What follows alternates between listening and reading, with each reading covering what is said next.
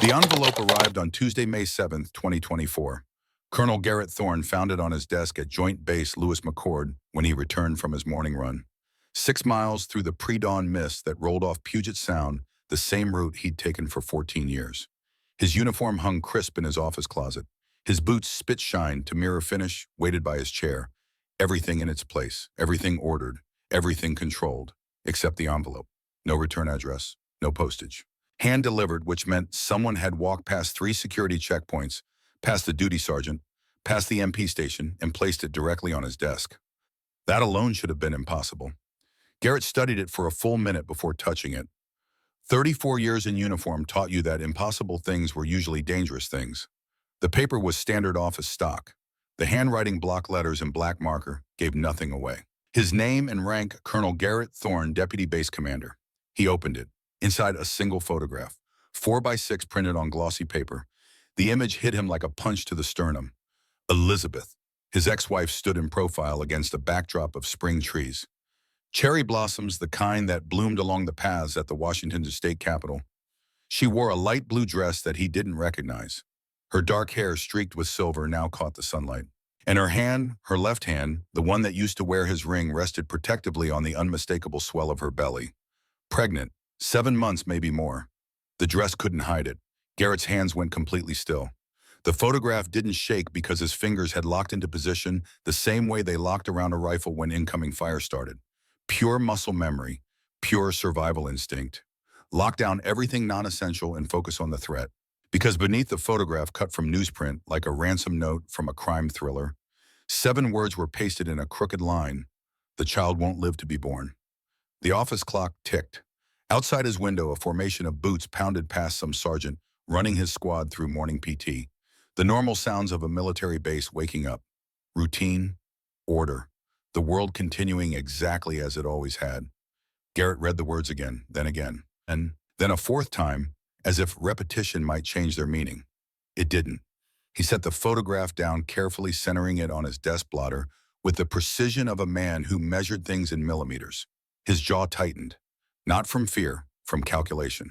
From the same cold assessment that had kept him alive through Fallujah in 2004, when his convoy hit an IED through Helmand Province in 2011, when his patrol walked into an ambush. Assess, prioritize, act. First question, when was this photograph taken? He studied the background. Cherry blossoms meant late March, early April in Washington state. The trees were in full bloom but not yet dropping petals. Call it 3 weeks ago, maybe 4, which meant Elizabeth had been in the area. Close enough for someone to photograph her without her knowledge. Or with it. That was the question that made his stomach clench. Second question, who was the father? They'd been divorced for 3 months. Finalized February 14th, 2024. Valentine's Day. Elizabeth's lawyer had picked the date. Some kind of statement, probably, though. Garrett had been too numb to care about symbolism. He'd signed the papers in this same office, at this same desk. No contest, no fight. She'd asked for the divorce in January, and he'd given it to her because that's what you did when someone you loved asked for their freedom. You respected it. You honored it. You let them go. But pregnant meant conception around December, maybe early January, before she'd filed, maybe right before. The timeline made his head hurt. Third question, why would someone threaten her? That was the question that mattered. That was the question that shifted this from personal crisis to tactical problem. Garrett picked up his desk phone, paused, put it back down. Who did you call when the threat was this specific, this targeted, and had somehow bypassed every security protocol on a military installation? The provost marshal, the criminal investigation division, alert the whole base that his ex-wife was pregnant and someone wanted the child dead. Numb, not yet. Not until he understood what he was dealing with. He pulled out his personal cell phone instead. Elizabeth's number was still in his contacts. He hadn't been able to delete it. Hadn't tried if he was being honest with himself. He stared at her name on the screen for 10 seconds. Then he put the phone away. Calling her would tip his hand. If she was involved, if this was some elaborate message from her, some cry for help or manipulation or whatever civilian therapists called it when marriages imploded, then calling would change her behavior. And if she wasn't involved, if someone was genuinely threatening her, then a phone call from her ex-husband, the man she'd divorced 3 months ago, might escalate things. No, this required a different approach. Garrett opened his desk drawer and removed a 9x12 manila envelope. He slipped the photograph and the threatening message inside, sealed it, and locked it in his desk safe. The combination was his daughter's birthday, except he didn't have a daughter. Didn't have any children. That had been one of the casualties of a military marriage, always another deployment, another school, another reassignment. They talked about kids, then they talked about waiting, then they'd stop talking about it altogether. Until now, apparently.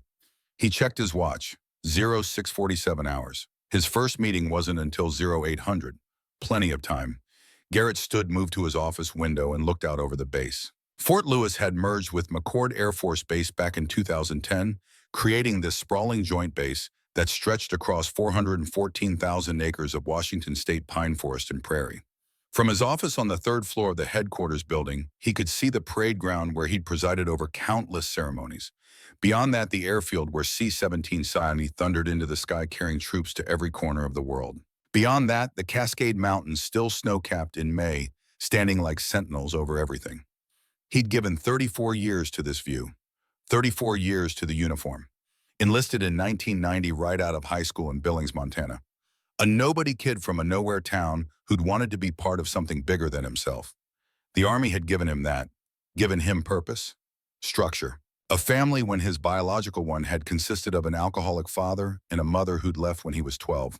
The Army had also given him rank, responsibility, command, and it had cost him Elizabeth. He'd met her in 2007 at Walter Reed Medical Center. He'd been medevaced out of Iraq with shrapnel in his shoulder and a concussion that had turned his vision into a kaleidoscope for 3 weeks. She'd been the psychologist assigned to his ward helping wounded warriors process trauma. Dr. Elizabeth Ashford, civilian, smart enough to see through his bullshit when he'd insisted he was fine and patient enough to wait until he was ready to admit he wasn't. They'd married in 2009. Small ceremony, a few friends. No family his was gone, hers was distant. They'd built something together anyway, or he'd thought they had. The marriage had lasted 15 years. Good years, mostly. She'd followed him from posting to posting. Germany, Korea, back to the States. She'd built her career around his finding work at VA hospitals, military family centers, anywhere she could help veterans. She'd never complained, never asked him to choose. But somewhere in those 15 years, he'd stopped seeing her, stopped asking how her day was, stopped noticing when she got quiet at dinner, when she started sleeping in the guest room, when she started taking longer walks alone. He'd been too busy being deputy base commander, too busy managing 7,000 personnel and a budget that would fund a small city, too busy being indispensable to the mission. And then in January, she'd asked for divorce. No warning, no fight. Just, I can't do this anymore, Garrett. I'm sorry. He'd asked her what he'd done wrong. She'd said it wasn't about what he'd done. It was about what he hadn't done, hadn't seen, hadn't noticed, hadn't been present for. He'd signed the papers because arguing felt like proving her point. Now she was pregnant, and someone wanted her child dead. Garrett turned from the window. His reflection stared back from the glass. 58 years old, silver hair, cut military short, face creased from desert sun and mountain wind. Scar tissue on his left shoulder where Iraqi shrapnel had punched through Kevlar. 3 rows of ribbons on his dress uniform that represented 3 decades of combat peacekeeping and service. None of it meant a damn thing if he couldn't protect 1 woman and 1 unborn child. He grabbed his keys and left the office. The drive to Seattle took 45 minutes in morning traffic. Garrett knew where Elizabeth lived because he'd signed the divorce settlement that included the address, a 2-bedroom apartment in Ballard, the neighborhood north of downtown where Scandinavian fishermen had built a community a century ago and where craft breweries now serve $15 beers to tech workers. He'd never been to the apartment, hadn't wanted to see the life she was building without him. But he'd memorized the address anyway the same way he'd memorized everything that mattered. Grid coordinates, radio frequencies, the exact distance from his office to hers when they'd both worked at JBLM, and he could have walked over to see her, but usually didn't. The apartment complex was modest. 3-story building, cedar siding, weathered to gray small balconies overlooking a courtyard with new growth trees. Her unit was on the 2nd floor corner position, which gave her windows on 2 sides. Tactical advantage for observation.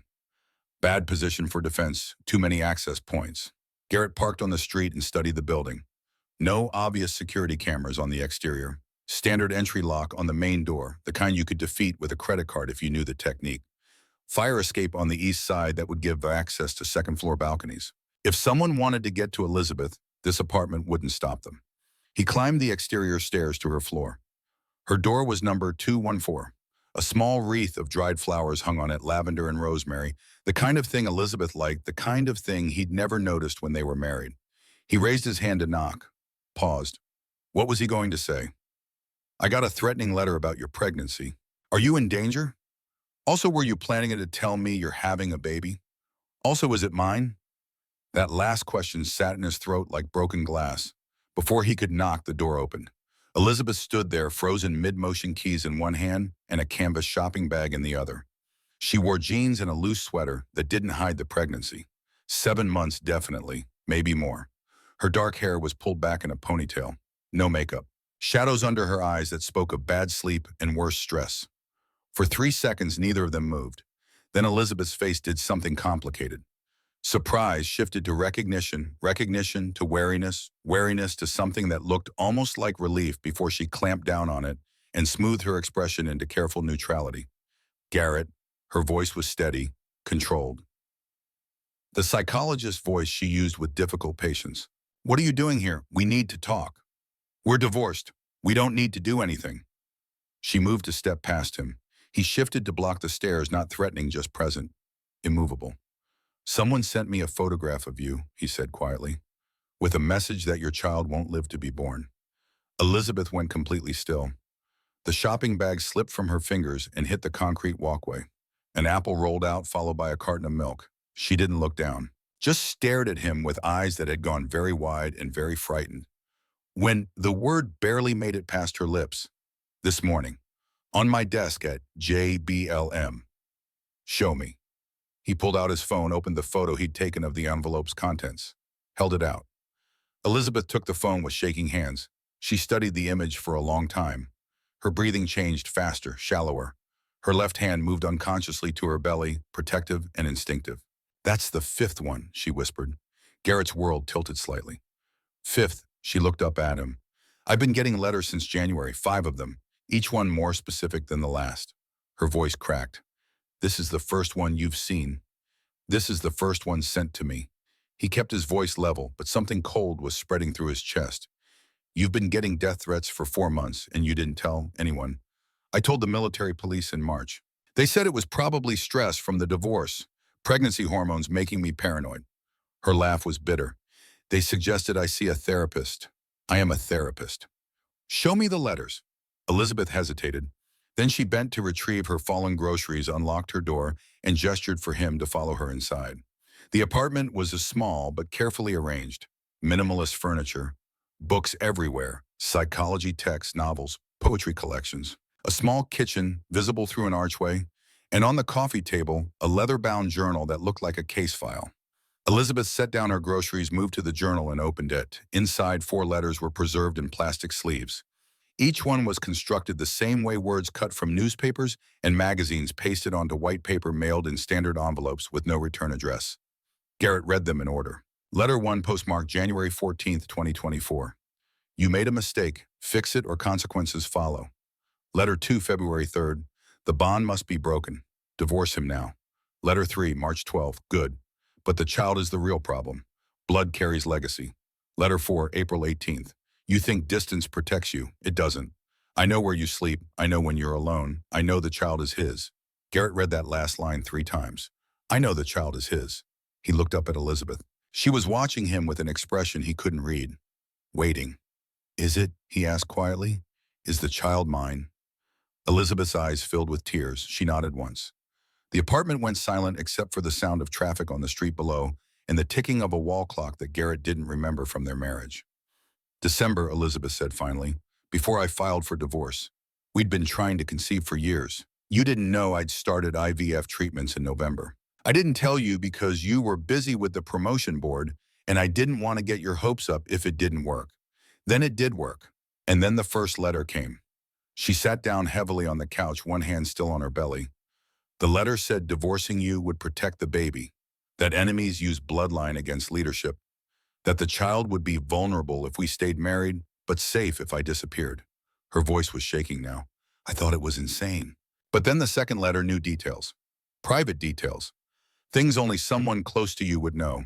Deployment schedules, personnel decisions, conversations we had in our own home. Garrett's jaw clenched so hard his teeth ached. So you divorced me to protect our daughter. Our daughter. Elizabeth looked at him. You already knew it was a girl. I didn't know anything until 2 hours ago. He moved to the window, looked out at the street below, checking sightlines, scanning for threats, old habits. But I know now, and I know someone with access to classified information has been terrorizing you for 4 months. Someone who knows enough about military protocol to understand how bloodline and legacy work. Someone who wants our child dead. The MPS said there was no evidence, no fingerprints on the letters, no DNA, generic paper and ink. They said I should focus on my mental health and stop wasting their time. Garrett turned back to her. Who did you talk to at MP headquarters? Sergeant Driggs. He took my statement. Then Colonel Blackwood from the JAG office sat in on the interview. She was very sympathetic, very understanding. She explained that without physical evidence, there was nothing they could investigate. She suggested the stress of divorce might be making me see threats where there weren't any. Something cold slithered down Garrett's spine at the mention of that name. Colonel Diana Blackwood, staff judge advocate, the senior military lawyer on base, and 15 years ago his direct competitor for the deputy base commander position, a competition she'd lost. Did Blackwood ask any specific questions about the letters? Elizabeth thought back. She asked if I'd kept them, if I'd shown them to anyone else, if I'd told you about them. She paused. I said no to everything. She seemed relieved. Garrett's mind was already moving through scenarios, calculating probabilities, running threat assessments. Blackwood had access to everything: personnel files, security protocols, deployment schedules. She would know details about his marriage that few others would. She would know when Elizabeth got pregnant, and she would have motive 15 years of resentment, of watching him hold the position she'd wanted, of seeing him build the legacy she'd been denied. But that was speculation, dangerous speculation. Blackwood was a full colonel, a lawyer, a decorated officer with 30 years of service. Accusing her of stalking and death threats based on a hunch would destroy his career and accomplish nothing. He needed evidence, real evidence, the kind that would stand up in a court-martial. I'm going to ask you something, Garrett said carefully, and I need you to trust me with the answer. Do you have any security in this apartment? Cameras, recording devices, panic buttons. I installed a security system last month. Cameras on the front door and balcony. Motion sensors. It connects to my phone. Good. Keep it active. Don't turn it off for any reason. He moved toward the door. I'm going to assign protection to you. Discreet. You won't see them, but they'll be watching. Garrett, wait. Elizabeth stood. What are you going to do? He looked at her. Really looked at her for the first time since she'd asked for divorce. Saw the fear she'd been carrying alone for 4 months. Saw the exhaustion in her eyes and the defensive way she held herself, like someone expecting the next blow to come from any direction. I'm going to find who's threatening you, he said quietly, and I'm going to make sure they never threaten our daughter again. The MPS won't help. They've already dismissed this. I'm not going through the MPS. Elizabeth's eyes widened slightly. Garrett, don't do anything that will cost you your retirement. You have 3 weeks until your ceremony. Don't throw that away because of what? He cut her off. Because of my ex-wife, because of my daughter. The words came out harder than he intended. He softened his tone. I survived 3 wars, Elizabeth. I'm not afraid of jeopardizing a retirement ceremony. She studied his face for a long moment. Then quietly, you didn't survive those wars, Garrett. You came back from them. There's a difference. The observation hit somewhere deep and true, the way her insights always did when she stopped being his wife and started being the psychologist who'd seen 1,000 damaged soldiers. Maybe, he acknowledged, but I'm still here, and I'm not going to fail you again. He left before she could respond, taking the stairs 2 at a time back to his truck. The drive back to JBLM took 40 minutes. Garrett spent them in silence, mind running through scenarios and contingencies.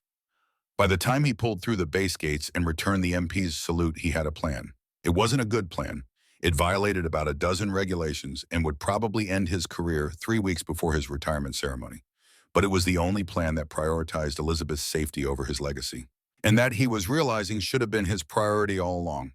He parked outside the headquarters building, checked his watch, 1,034 hours. He'd missed his morning meetings. His office would have messages, questions, people wondering where the deputy base commander had disappeared to. Let them wonder. Garrett walked past the headquarters entrance and headed instead for the archives building, a squat concrete structure on the south end of the base where records were stored and old files went to die. The archives were managed by one person, Chaplain Colonel Atticus Vane, retired. 74 years old, 42 years of service, in a memory that could recall the serial number of every tank that had rolled through Fort Lewis since 1982. He'd been the base chaplain when Garrett first arrived at JBL in 2010. He'd presided over Garrett and Elizabeth's vow renewal ceremony in 2014, their 10th anniversary, back when Garrett still believed marriage was about grand gestures instead of daily attention. Vane had retired in 2020, but stayed on as a contractor, cataloging decades of military history. He had access to files that most officers didn't know existed. Garrett found him in the basement archive, surrounded by file boxes and dust motes that danced in the light from a single window near the ceiling. Colonel Thorne, Vane looked up from a stack of documents. His face was weathered like old leather, but his eyes were sharp behind wire-rimmed glasses. "You're not supposed to be here. Don't you have a base to run? I need your help with something that doesn't leave this room." Vane studied him for a moment, then set down the file he'd been reading. "Does this have to do with Dr. Ashford?" Garrett went very still. "How do you know about Elizabeth?" "I'm a chaplain's son. People tell me things, and I've been on this base long enough to recognize when someone's in trouble." He folded his hands on the desk. "What do you need?" "I need you to pull every harassment complaint filed in the last 20 years. Specifically, complaints involving threatening letters sent to military spouses. I need to know if there's a pattern." Vane's expression didn't change, but something shifted behind his eyes. "That's going to take time, and if you're investigating what I think you're investigating, you're stepping into dangerous territory." "I know. Your retirement ceremony is in 3 weeks." "I know that too. And you're willing to risk it." Garrett met his eyes. "Someone is threatening my daughter before she's even born. So yes, I'm willing to risk a ceremony." Vane was quiet for a long moment. Then he stood, moved to a filing cabinet, and pulled out a key ring that held what looked like 24 keys. "There was a case," he said slowly. "About 15 years ago, an officer named Hendricks, major assigned to logistics. His wife started getting threatening letters right after he was selected for a promotion. The letters stopped when he died in a vehicle accident 2 months later. Single car crash on Highway 507. Investigators ruled it mechanical failure." Garrett's pulse picked up. "What happened to his wife?" "Remarried, moved out of state. But before she left, she came to me. Said she didn't believe her husband's death was an accident. Said the letters had known too much. But she had no proof, and by then the investigation was closed." "Do you remember who investigated the letters?" "I do." Vane looked at him. "Colonel Diana Blackwood. She was a captain then, JAG Corps assigned to the case. She was very thorough, very sympathetic. And the letters stopped right after Major Hendricks died, so everyone assumed the stalker had gotten what they wanted and moved on." The pieces were falling into place, slowly, terribly. "I need the full case file," Garrett said. "Everything you have on Hendricks." "That file was classified and archived. Officially, I don't have access to it." Vane pulled out a specific key. "Unofficially, I have access to everything in this building." He unlocked a cabinet and withdrew a thick file folder. "This conversation never happened. And if anyone asks, you were never here." Garrett took the file. It was heavy. "Why are you helping me?" Vane looked at him with eyes that had seen 42 years of war, peace, and everything in between. "Because I presided over your wedding, Colonel. And I saw how that young woman looked at you. And I know what it's like to fail someone you love because you were too busy serving everyone else." He paused. "Don't make the same mistakes I did." Garrett nodded once. "Thank you, Chaplain." "Don't thank me yet. If this goes where I think it's going, you're about to start a war that will cost you everything." "Good." Garrett tucked the file under his arm. "I've fought in 3 wars. I know how to win." He left the archives and returned to his truck. Sat in the parking lot with the file on his lap. Took a breath, opened it. Inside, the story of Major David Hendricks unfolded in official reports and witness statements. A good officer, decorated, respected, selected for promotion to lieutenant colonel in 2009, beating out several other candidates for a prestigious position. 2 weeks after his selection, his wife received the first threatening letter. Garrett read through the letters that had been preserved in the file. The language was nearly identical to the ones Elizabeth had received. Cut out words from magazines. Threats about bloodline and legacy. Warnings to withdraw from the position or face consequences. Major Hendricks had reported the letters to the MPS. An investigation was opened. Captain Diana Blackwood was assigned as the legal advisor. And then 6 weeks later, Major Hendricks drove his car off Highway 507 at 60 miles per hour, struck a tree, and died on impact. The investigation ruled it mechanical failure, brake line failure specifically. No evidence of tampering, just bad luck and worn-out parts on a 10-year-old vehicle. The threatening letter stopped. The case was closed. Major Hendricks's widow left Washington State and never came back. Garrett stared at the accident report for a long time. Then he pulled out his phone and called a number he hadn't dialed in 3 years. It rang 4 times before a gruff voice answered. "Whoever this is, it better be good. I'm retired." "Sergeant Major Rourke, it's Garrett Thorne." Silence. Then, "Colonel, it's been a while. How's the cushy desk job treating you?" "Boone Rourke, Command Sergeant Major, retired 2021 after 38 years of service." The man who'd pulled Garrett out of a burning Humvee in Iraq in 2007, who'd carried him 300 yards under fire with shrapnel in both their backs. The kind of NCO who would walk into hell if his officer asked, and who would tell that officer he was an idiot the whole way there. "I need a favor," Garrett said, "and it's the kind that might end my career." "Well," Rourke said, "that sounds a hell of a lot more interesting than retirement. What do you need?" "I need someone I can trust to provide security for my ex-wife. She's pregnant and being threatened. The MPS won't help. I can't use official channels. And I need someone who knows how to be invisible." "Your ex-wife." Rourke was quiet for a moment. "The psychologist. The one you divorced 3 months ago." "The child is mine, and someone wants her dead before she's born." Another pause. "Then where and when?" "Ballard, Seattle. I'll send you the address. Starting tonight." "You're asking me to run unauthorized surveillance on a civilian in an urban environment without a warrant or legal authority?" "Yes. And if I get caught, we both go to prison." "Yes," Rourke laughed. It was not a pleasant sound. "Goddamn, Colonel, you really know how to make retirement interesting." "All right, send me the address. I'll have eyes on her by 1800 hours. But you're buying the beer when this is over." "Deal. And Garrett, whoever's threatening your family, when you find them, you call me. I owe you a life. I'd like to pay that debt." The line went dead. Garrett sat in his truck and felt the weight of what he'd just set in motion. He'd bypassed official channels. He'd involved a retired NCO in illegal surveillance. He'd taken classified files from the archives. Any one of those actions could end his career. All of them together guaranteed it. But as he looked down at the file on Major Hendricks at the photo of a good man who died in a convenient accident, Garrett realized his career had already ended the moment he'd opened that envelope this morning. He just hadn't admitted it yet. His phone buzzed, a text from his executive officer. "Where are you? Base commander wants to see you. 0800 tomorrow. Mandatory." Garrett deleted the message without responding. Tomorrow he'd deal with questions about his absence. Tonight he had work to do. He started the truck and drove toward Seattle, toward Elizabeth's apartment, toward the daughter he'd never met but would die protecting. The war had already started. He'd just been too focused on ceremonies and retirements to notice. That ended now. The text message arrived at 0437 hours the next morning, pulling Garrett from a sleep that hadn't been restful in the first place. Rourke movement at 0423. Female, silver sedan, circled block twice. Photographing apartment. Got plates? Running them now. Garrett was out of bed before his conscious mind fully processed the words. He'd fallen asleep in his clothes on the couch in his base quarters, the Hendricks file spread across his coffee table like accusatory evidence. The room was dark except for the green glow of his alarm clock and the blue light from his phone screen. He typed back description: Rourke, white female, 50s, short hair, military posture. Drove away when I repositioned for better angle. Professional. Knew she was being watched. Garrett's jaw tightened. A professional surveilling Elizabeth's apartment at 0423 hours. Someone comfortable operating in darkness. Someone trained enough to detect counter-surveillance. Plates, he typed. Rourke registered to DOD Vehicle Pool, JBLM. Checking sign-out log now.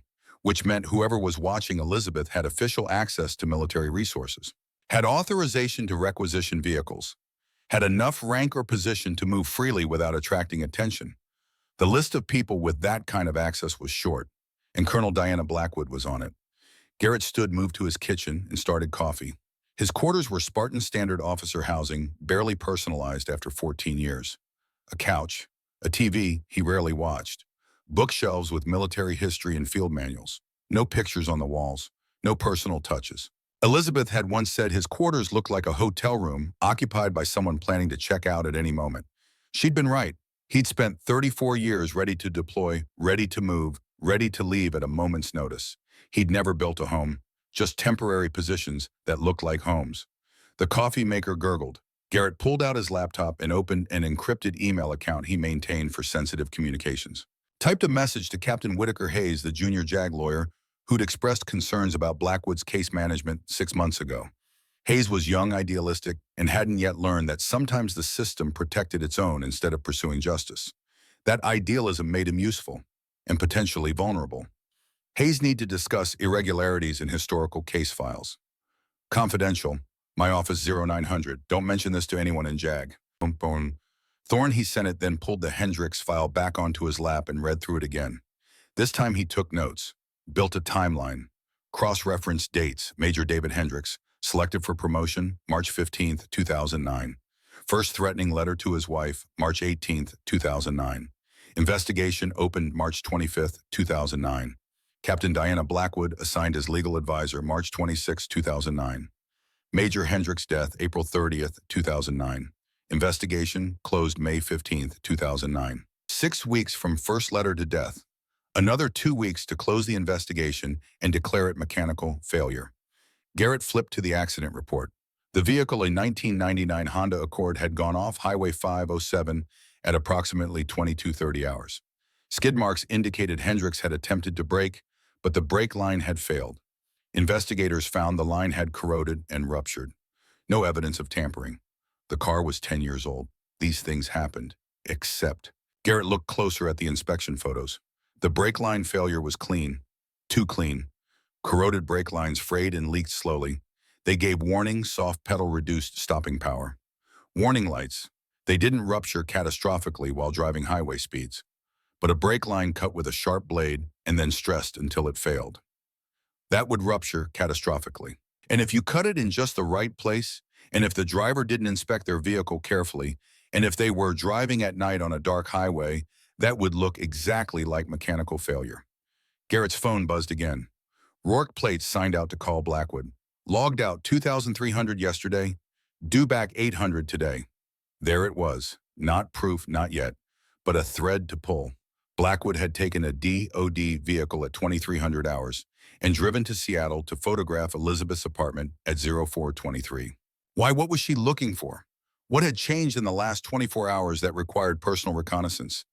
Garrett replayed yesterday in his mind. He'd visited Elizabeth. They'd talked. He'd seen the letters. He'd taken the Hendricks file from the archives.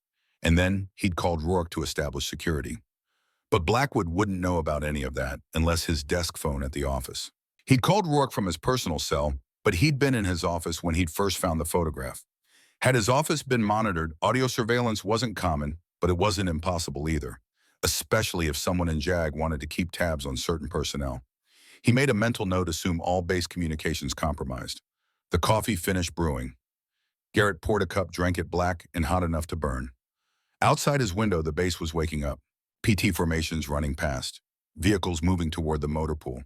The distant sound of helicopter rotors from McCord Field. Normal. Routine. The machinery of military life continuing exactly as designed. Except now Garrett was operating outside that machinery, no longer part of the official structure. Already halfway to rogue status just by pulling classified files and establishing unauthorized surveillance. His phone rang, not a text this time, an actual call. The number showed as base commander. Garrett stared at it for 3 rings, answered on the 4th. Thorne. Colonel. The voice belonged to Major General Marcus Webb, 2-star general and base commander. Garrett's direct superior. My office, 0730. Don't be late. The line went dead before Garrett could respond. He checked his watch, 0512 hours. 2 hours and 18 minutes to figure out what Webb knew, what he suspected, and how much trouble Garrett was already in. He showered, shaved, and dressed in his ACS with deliberate care. If this was going to be the meeting that ended his career, he'd at least look professional for it. At 6:45, Captain Whitaker Hayes responded to his email. Sir, I'll be there, but I should mention that Colonel Blackwood has been asking questions about you, specifically about your recent activities and whether you've been accessing archived files. Thought you should know. Garrett felt something cold settle in his stomach. Blackwood was already moving, already suspicious, which meant his window of opportunity was closing faster than he'd anticipated. He typed back, understood. Be careful. Don't give her reason to think you're involved in anything. Hayes involved in what? Sir Garrett deleted the message thread without answering. At 7:20, he walked across the parade ground toward headquarters. The morning was cool and overcast, typical Pacific Northwest spring. Mount Rainier was hidden behind clouds. Soldiers saluted as he passed. He returned each salute with automatic precision, his mind elsewhere. Webb's office was on the fourth-floor corner position with windows overlooking the airfield. His aide, a first lieutenant, who looked about 16, knocked on the door precisely at 7:30. "Colonel Thorne, sir." "Send him in." Garrett entered. The office was larger than his, with the kind of furniture that came with two-star rank, flags in the corners. Photos of Webb with various presidents and secretaries of defense. A wall of commendations and citations representing 36 years of service. Webb sat behind his desk reading a file. He didn't look up when Garrett entered. Didn't tell him to sit. Just kept reading. Power move? Deliberate. Garrett had seen it before. He stood at attention and waited.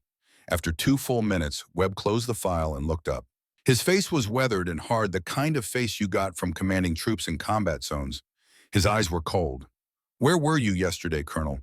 "I had a personal matter that required immediate attention, sir." "A personal matter that caused you to miss 3 scheduled meetings, including a briefing with the OD inspection team." "Yes, sir." "And you didn't think to inform anyone, your XO, your staff, me?" "No, sir, I apologize for the disruption to the schedule." Webb leaned back in his chair. "I've known you for 6 years, Garrett. You've never missed a meeting. You've never failed to follow protocol. You're the most by-the-book officer I've ever worked with. So when you suddenly go dark for a day, I pay attention." Garrett said nothing. Waited. "I also pay attention when I receive a call from my staff judge advocate at 0600 this morning telling me that you've been accessing classified personnel files without authorization. Files relating to a closed investigation from 2009. Files that have nothing to do with your current duties." So Blackwood had moved faster than he'd expected, had already escalated to the base commander, was already building a case against him. "I was researching base history, sir, for my retirement ceremony remarks." Webb's expression didn't change. "Bullshit. You're investigating something, and whatever it is has Colonel Blackwood concerned enough to wake me up before dawn." He leaned forward. "So I'm going to ask you once, and I want the truth. What the hell are you bending?" Garrett had a choice: lie and maintain deniability, or tell the truth and potentially drag Webb into whatever was coming. He chose the truth, partly because Webb deserved it, partly because he needed an ally with stars on his collar. "My ex-wife is being threatened, sir. Death threats targeting her and her unborn child. She reported it to the MPS 3 months ago. The case was dismissed. I believe the threats are credible and ongoing. I also believe they may be connected to a similar case from 2009 that resulted in an officer's death." Webb's eyes narrowed. "What officer?" "Major David Hendricks died in a single vehicle accident 2 months after receiving threatening letters nearly identical to the ones my ex-wife has received. And you think these cases are connected because same pattern, same language, same focus on bloodline and legacy, and the same JAG officer assigned to investigate both cases." Silence filled the office. Outside, a C-17 thundered down the runway engines, screaming as it lifted off. The windows rattled slightly. Webb's voice was very quiet when he spoke again. "You're telling me you think Colonel Blackwood is involved in terrorizing your ex-wife?" "I'm telling you the evidence suggests a pattern that warrants further investigation, sir." "Do you have any proof, anything beyond coincidence and timeline?" "Not yet. Not yet." Webb stood, moved to his window, looked out at the base spread below him. "Do you understand what you're accusing her of? She's a full colonel, 30 years of service, decorated, respected. You're saying she's a stalker and possibly a murderer based on what? A hunch. Based on 2 cases with identical patterns, both involving officers who competed with her for positions both investigated by her and both resulting in the officer being eliminated from competition." Webb turned. Hendricks competed with Blackwood. He was selected for a position she'd applied for. 2 months later, he was dead. "And did you compete with her for something?" "Deputy base commander. 15 years ago. We were both on the promotion list. I was selected. She wasn't." Webb was quiet for a long moment. "And now your ex-wife is pregnant with your child. Your legacy. The thing Blackwood never had." "Yes, sir."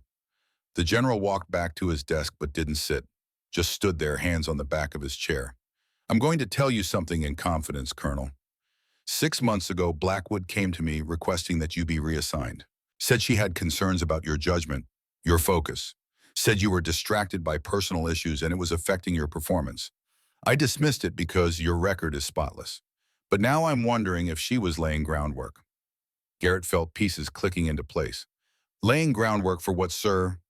For exactly this, for the moment when you started asking questions and she could point to a pattern of instability, missed meetings, accessing files without authorization, obsessing over an ex-wife.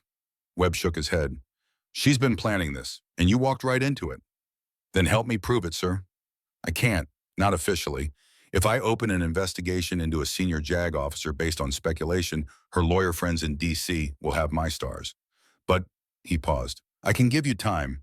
Your retirement ceremony is May 27th, 3 weeks. Between now and then, if you happen to continue researching base history, and if you happen to find concrete evidence of criminal activity, I can't stop you.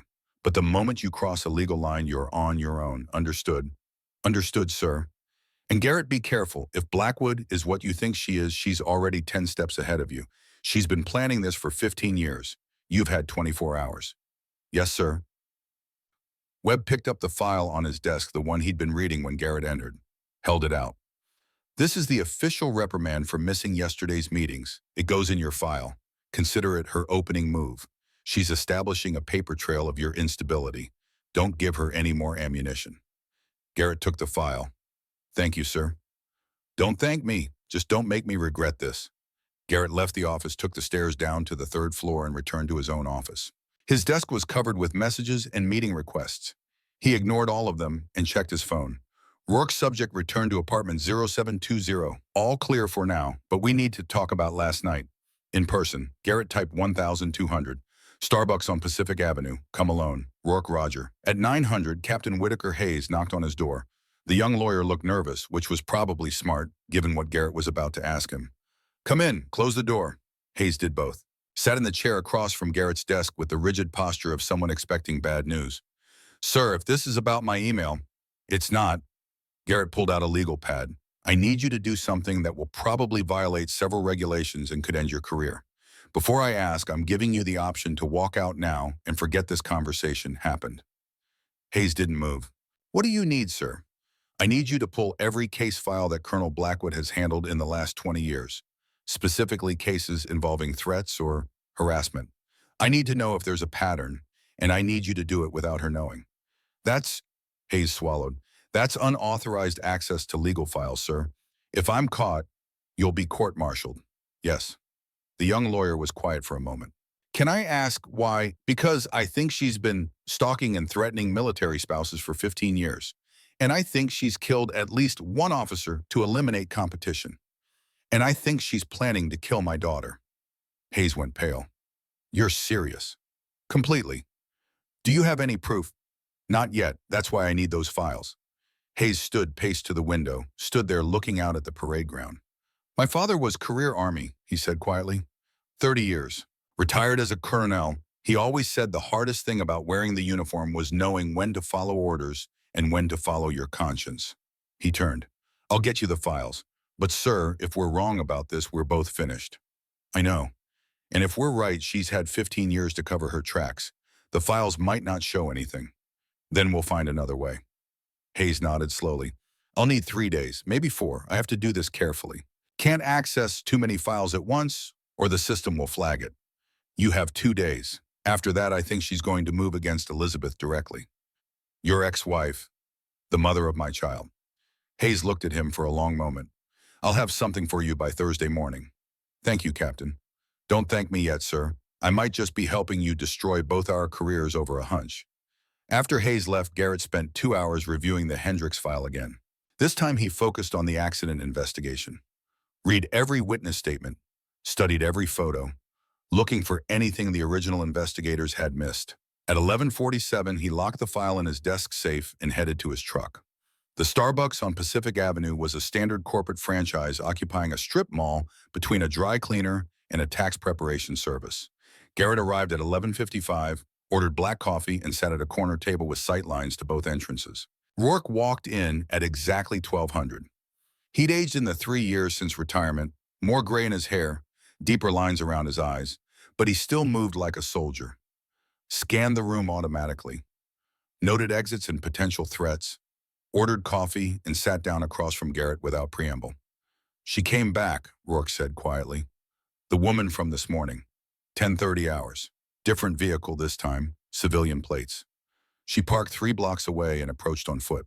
Did a full surveillance detection route, counter-surveillance techniques, professional-grade tradecraft. Did you get photos? Rourke pulled out his phone, scrolled through Emarito. Telephoto lens, best I could do without compromising position. Garrett studied the photos. The woman was white, early 50s, short silver hair, athletic build. She wore civilian clothes, jeans, dark jacket, sunglasses. But her posture was military, the way she carried herself, the way she scanned her environment, and her face captured in profile as she looked up at Elizabeth's apartment building was unmistakably Colonel Diana Blackwood. That's her, Garrett said quietly. You're sure, positive. She's the staff judge advocate, full colonel, and she's been stalking my ex-wife for 4 months. Rourke was quiet for a moment. Colonel, I've done a lot of questionable things in 38 years. I've bent rules. I've ignored orders when they were stupid. But I've never surveilled a superior officer without authorization. You're asking me to. I'm asking you to help me protect an innocent woman and an unborn child. If that means surveilling a colonel, then yes, that's what I'm asking. Rourke studied his face. You're sure about this, because once we cross this line, there's no walking it back. I'm sure. All right. Rourke pulled out a notebook. Then we need to do this right. First, we establish pattern of life on the subject. Document every movement, every contact. Build a timeline that proves stalking behavior. Second, we protect your ex-wife. I've got 2 guys I trust, both retired, both with surveillance experience. We can run 3 8-hour shifts, maintain eyes on 24/7. Can they be trusted? With my life, which is what I'm betting here. Rourke paused. But Colonel, we need to talk about endgame. Let's say we document everything. Let's say we prove Blackwood is stalking Dr. Ashford. Then what? We can't go to the MPS. Blackwood has already poisoned that well. We can't go to CID. She's JAG. She'll lawyer up and tie it in knots for years. So what's the plan? Garrett had been thinking about this since yesterday. Memorial Day ceremony, May 27th, public event, press coverage, 600 witnesses. We expose her there, with evidence so overwhelming she can't deny it. That's 2.5 weeks away. Can we keep Dr. Ashford safe that long? We have to. Rourke nodded slowly. All right, then we need to plan for escalation. If Blackwood realizes we're onto her, she might accelerate her timeline. Might try something desperate. Like what? Like staging an accident, like she did with Major Hendricks. The name hung in the air between them. You know about Hendricks? Garrett asked. I pulled his file this morning. After you told me what we were dealing with, I did some research. Same pattern, same investigator, same outcome. Rourke's jaw tightened. I knew Hendricks. He was a good officer. Good man. If Blackwood killed him and made it look like an accident, she'll do the same to Dr. Ashford. Not if we're watching. We can't watch everything, Colonel. Dr. Ashford has to leave her apartment, has to go to work, has to live her life. And the moment she's vulnerable, Blackwood will strike. Garrett knew he was right, but the alternative, locking Elizabeth in a safe house for 3 weeks, wasn't realistic. She had patience, obligations, a life she wouldn't abandon even for safety. Then we make it harder for Blackwood to act, Garrett said. We stay close, we document everything, and we set traps. Traps, we bait her, feed her false information through channels we know she's monitoring, make her think we're 1 step behind when we're actually 1 step ahead. Rourke smiled for the first time. It was not a pleasant expression. I knew there was a reason I liked you, sir. You think like a sneaky bastard when you need to. 34 years of service teaches you a few things. They spent the next hour planning. Rourke would coordinate the surveillance team. Garrett would work the investigation angle with Captain Hayes. They'd communicate through encrypted apps, only never on official channels. They'd assume all base phones and computers were compromised. At 13:15, Rourke's phone buzzed. He checked it, and his expression hardened. We've got movement. Doctor, Ashford just left her apartment, heading to her car. Is she being followed? Stand by. Rourke typed rapidly. Waited. My guy says negative. No visible tail, but he looked up. She's heading toward JBLM, toward the base. Garrett felt something cold in his chest. Why would she come here? Maybe she's coming to see you, breathed him. She wouldn't. Not after yesterday. She'd call first. Unless she couldn't call. Unless something had happened that required face-to-face contact. Garrett stood. I need to get back to base. Keep your team on her. If anyone approaches her vehicle, I want to know immediately. Roger that. Garrett drove back to JBLM faster than regulations allowed. Checked his phone at every red light. No calls from Elizabeth. No texts. Nothing. He badged through the main gate at 1347 and drove straight to headquarters. Parked, sat in his truck, and waited. At 1403, Elizabeth's car, a silver Toyota Camry he recognized from their marriage, pulled into the visitor parking area. She got out slowly, one hand on her belly, moving with the careful deliberation of someone 7 months pregnant. Garrett watched from across the lot. She walked toward the headquarters building, stopped at the entrance, stood there for a moment as if gathering courage. Then she pulled out her phone and made a call. Garrett's phone rang, her name on the screen. He answered. Elizabeth, I'm outside your building. Her voice was tight. I need to talk to you now. I'm in the parking lot. I can see you. She turned, scanned the lot until she spotted his truck, started walking toward him. Garrett got out, met her halfway. What's wrong? She held out her phone. I got another letter this morning, but this one didn't come in the mail. Where did it come from? My car. Someone put it under my windshield wiper while I was inside my apartment. Her hand shook. Garrett, they were there this morning while I was home. They came to my building and they touched my car. Garrett took the phone. On the screen was a photograph of a piece of paper. Cut out letters, same style as the others. Hiding won't save her. Distance won't save her. Divorce didn't save her. 3 weeks until the ceremony. Enjoy them, they're all you have left. 3 weeks until the ceremony, Memorial Day. The same day Garrett planned to expose Blackwood, which meant Blackwood knew his timeline, knew he was planning something, and was telling him in cut out letters that she'd strike first. Garrett looked at Elizabeth, saw the fear in her eyes, the exhaustion, the barely controlled terror of a woman who'd been hunted for 4 months and was finally breaking. Get in the truck, he said quietly. Garrett, get into the truck. You're not going back to that apartment. Not today, not until this is over. I can't just hide, I have patience. You have a daughter who needs you alive. His voice was harder than he intended. He softened it. Please, trust me. Just this once. Elizabeth looked at him for a long moment. Then she got in the truck.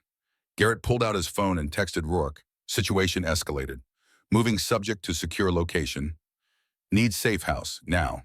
The response came back in 30 seconds. I know a place. Sending address. It's not pretty, but it's secure. Garrett started the truck and drove off base. Didn't tell Elizabeth where they were going. Just drove south toward Tacoma, following the GPS coordinates Rourke had sent. The safe house was a small cabin 40 minutes from JBLM tucked into forest land that Rourke apparently owned. 2 bedrooms, 1 bathroom, a wood stove and a generator for power. No neighbors within 3 miles. Garrett pulled up the dirt driveway and parked. Turned to Elizabeth. You're going to stay here until this is over. For 3 weeks, Garrett, I can't. You can and you will. Because whoever is threatening you just escalated from letters to direct contact. That means they're getting desperate. And desperate people make mistakes, but they also get dangerous. Elizabeth looked at the cabin. What about my patience, my life? Your patience will understand. Your life will be waiting when this is over. But first you have to survive. She was quiet for a long time. Then you really think she's going to try to kill me? Yes. And you have a plan to stop her? I'm working on it. Elizabeth laughed. It was a bitter, exhausted sound. You're working on it. That's comforting. I kept you alive through 4 months of threats you faced alone, Garrett said quietly. I'll keep you alive through 3 more weeks, I promise. She met his eyes. You promised to love and honor me too. Remember, and then you love the army more. The words hit harder than any physical blow could have, because they were true. I know, he said, and I'm sorry. But this time, I'm going to keep my promise. Elizabeth studied his face, looking for something. Maybe sincerity, maybe hope, maybe just confirmation that he meant it. Whatever she found, it was enough. Okay, she said quietly, 3 weeks. But Garrett, if you get yourself killed doing something stupid, I'm going to be very angry with you. Noted. They got out of the truck. Garrett helped her inside, checked the cabin's security locks on doors and windows, clear sight lines, only one approach road. Rourke had stocked it with food and water, medical supplies, a first aid kit designed for field hospitals. He was thorough, Elizabeth observed. He's good at his job. Garrett's phone buzzed. A text from Rourke, subject's apartment is being watched. 2 vehicles. One is Blackwood's civilian car. the other is unknown. They're waiting for her to come back. So Blackwood had escalated to active surveillance, was coordinating with at least one other person, was preparing for something. Garrett typed back, "Let them wait. Subject is secure." He turned to Elizabeth. "I have to go back to base, but Rourke will have people watching this location. You'll be safe here." "How long?" "Get that 3 weeks, until Memorial Day, until I can prove what she's doing and end this." Elizabeth nodded slowly. She looked small in the cabin, vulnerable, but her hand on her belly was still protective, still defiant. "Garrett," he turned, "don't let her win." "I won't." He left before the weight of that promise could crush him. The drive back to JBLM took 40 minutes. Garrett spent them thinking through scenarios. Blackwood knew he was investigating, knew Elizabeth had disappeared, would be desperate to locate her before Garrett could build his case, which meant the next move was his. He had to draw Blackwood out, make her reactive instead of proactive, force her into a mistake. At 16:47 hours, he walked into his office and found Captain Hayes waiting with the laptop and 3 thick folders. "Sir," Hayes said, "you need to see this. I pulled Blackwood's case files, all of them, 20 years worth." And Hayes opened the laptop. "There's a pattern, 7 cases over 20 years, all involving threats to military spouses, all dismissed as unfounded. And all 7 of those spouses' husbands died within 6 months of the investigation closing." Garrett felt the room go very cold. 7 officers, 7 different bases, different circumstances, car accidents, training mishaps, 1 suicide that looks extremely suspicious. But all of them had one thing in common: they competed with Blackwood for something. A position, a promotion, a posting. Hayes pulled up a spreadsheet. 7 names, 7 dates, 7 deaths. "Sir, if this is what I think it is, we're not dealing with stalking. We're dealing with serial murder spanning 2 decades. Garrett stared at the screen. 7 officers, 7 families destroyed, and Blackwood had investigated every single case, had steered every investigation toward closure, had eliminated every threat to her career with surgical precision. "How did no one see this pattern?" he asked. "Different bases, different commands." And Blackwood was smart. She never stayed in one place long enough for anyone to connect the dots. She'd investigate a case, close it, then rotate to a new posting within a year. By the time anyone might have questioned it, she was already gone. But you connected the dots in 2 days. Hayes looked uncomfortable. "I had access to the JAG database, and I knew what I was looking for. The original investigators didn't have that advantage." Garrett studied the spreadsheet. 7 murders. 20 years. And Elizabeth was going to be number 8 unless he stopped it. "Can we prove any of this?" he asked. "Not in a way that would stand up in court. It's circumstantial." "But sir, 7 cases, 7 deaths, that's not coincidence. That's pattern. That's proof of intent." "Intent isn't proof in a court-martial. We need evidence, physical evidence, something that ties her directly to the threats or the deaths." Hayes closed the laptop. "Then we're back to catching her in the act, which is exactly what we're going to do." Garrett pulled out his phone. 3 weeks, Memorial Day ceremony. "We're going to expose everything in front of 600 witnesses in the press, and we're going to make sure Blackwood can't lawyer her way out of it." "How?" "By making her think she's already won." Garrett smiled. It wasn't a pleasant expression. "We're going to give her exactly what she wants." And the plan came together over 72 hours of careful preparation, sleepless nights, and the kind of calculated risk that either won wars or ended careers. Garrett sat in the safe house on Thursday evening, May 9th, watching Elizabeth sleep on the couch. She dozed off during dinner, exhausted from stress and pregnancy. Her hand rested on her belly, even in sleep, protective and instinctive. Their daughter, his daughter, kicked occasionally visible movements that made Elizabeth's sweater shift. He'd missed so much already. The first ultrasound, the moment Elizabeth had learned the baby was a girl. The first kick.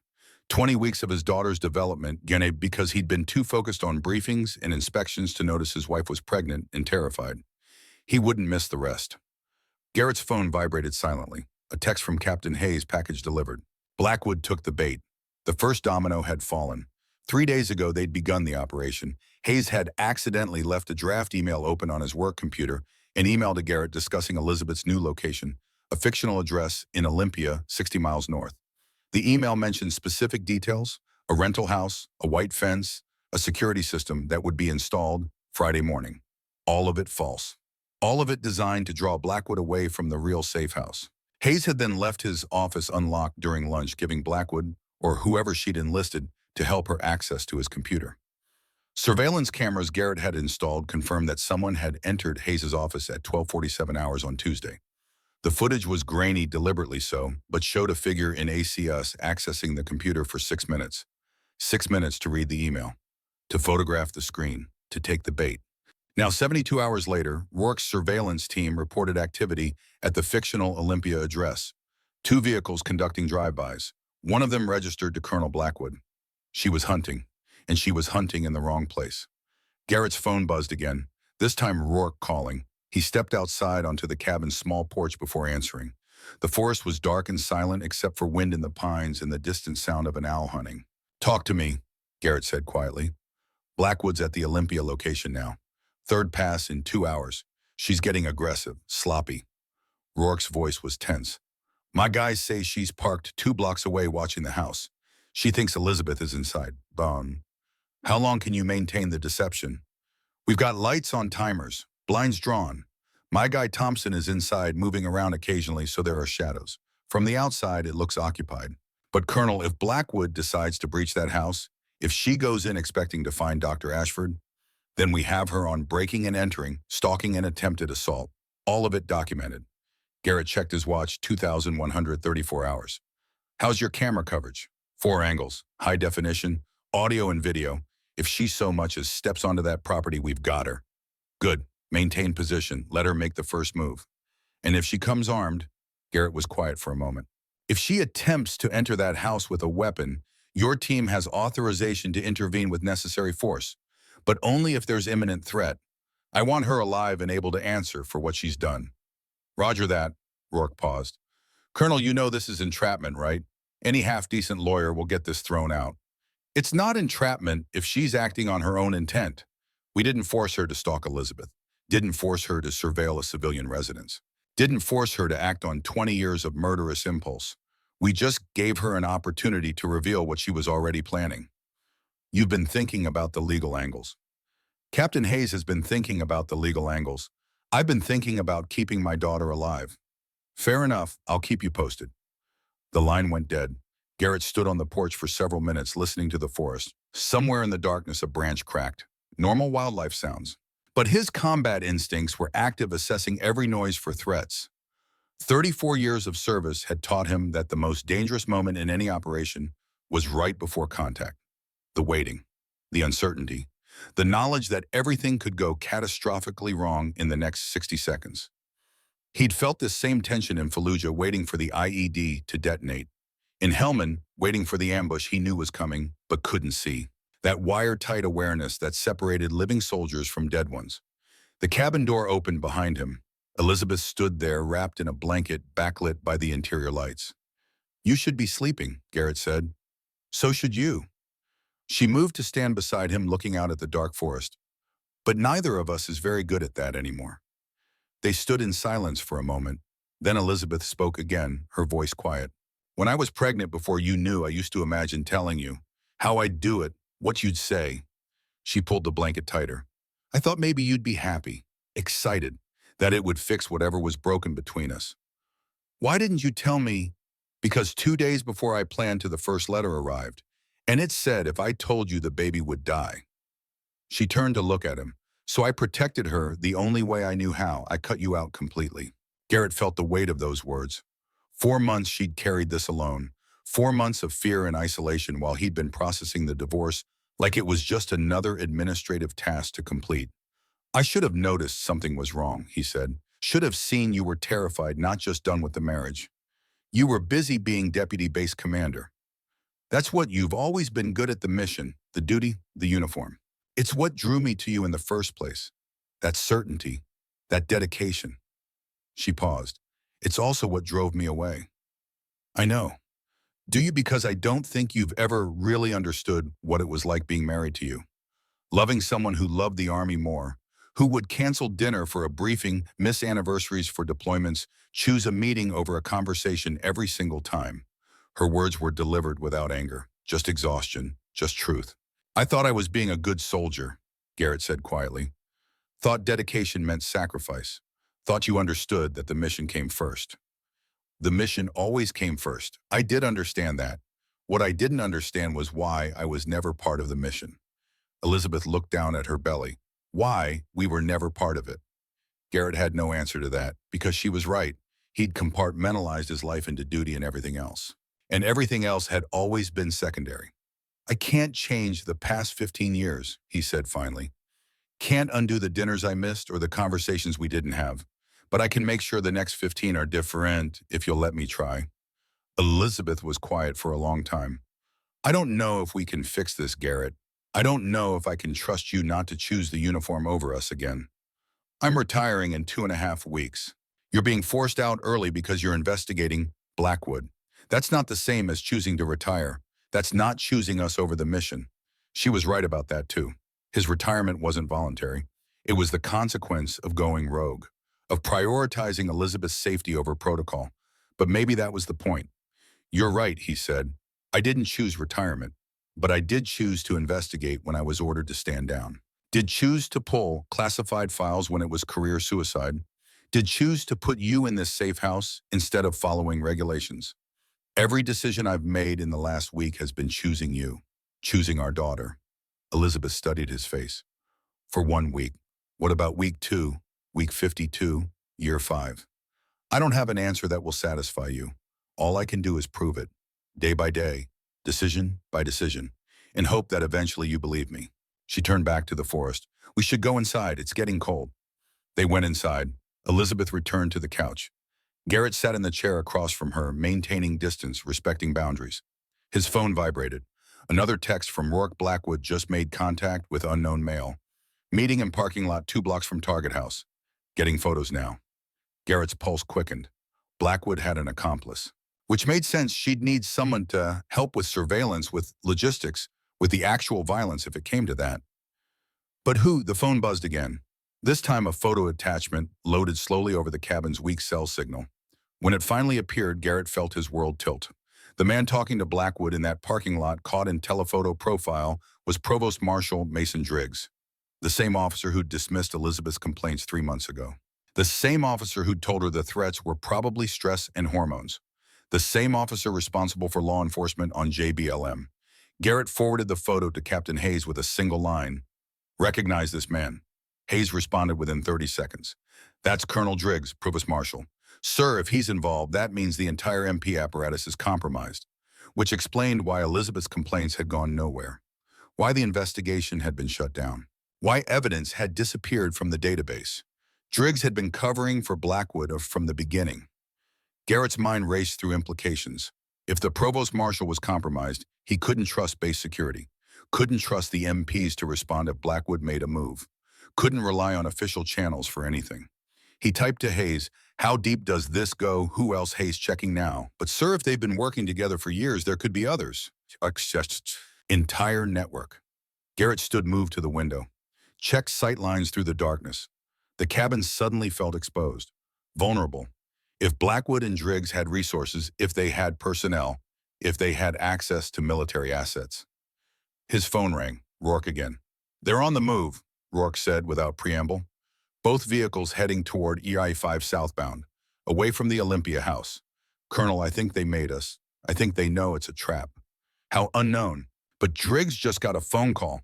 30 seconds later, they're bugging out. Someone tipped them. Garrett's blood went cold. Can you follow them? Already on it. But Colonel, if they're heading back toward JBLM, if they're regrouping, they're going to come for the real safe house. That's my assessment.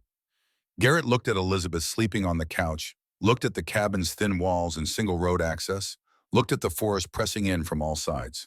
This place wasn't safe anymore. How long do we have? He asked. If they're smart, they'll surveil first, set up proper approach. Maybe 6 hours. If they're desperate, less. I'm moving Elizabeth to a secondary location. Where are you? In 20 minutes from the Olympia house, 45 from your position. Meet me at the cabin. We're going to need backup. Roger, en route. Garrett ended the call and moved to the couch. Shook Elizabeth's shoulder gently. She woke instantly, eyes wide with fear. What's wrong? We need to leave. Now. Garrett. They know about this location, or they will soon. We have maybe 6 hours before they come looking. We need to be gone in 15 minutes. To her credit, Elizabeth didn't argue, just stood, grabbed the bag she'd kept packed by the door, and moved toward the exit. Garrett did a final sweep of the cabin, checked for anything they'd left behind, any evidence of their presence. Then he led Elizabeth to his truck, and they drove into the night. "Where are we going?" Elizabeth asked as they turned onto the main highway. "Somewhere they won't think to look." He drove north toward Seattle, then east toward the mountains. The roads were empty at this hour, just occasional truckers hauling freight through the darkness and the rare insomniac making the midnight drive to nowhere.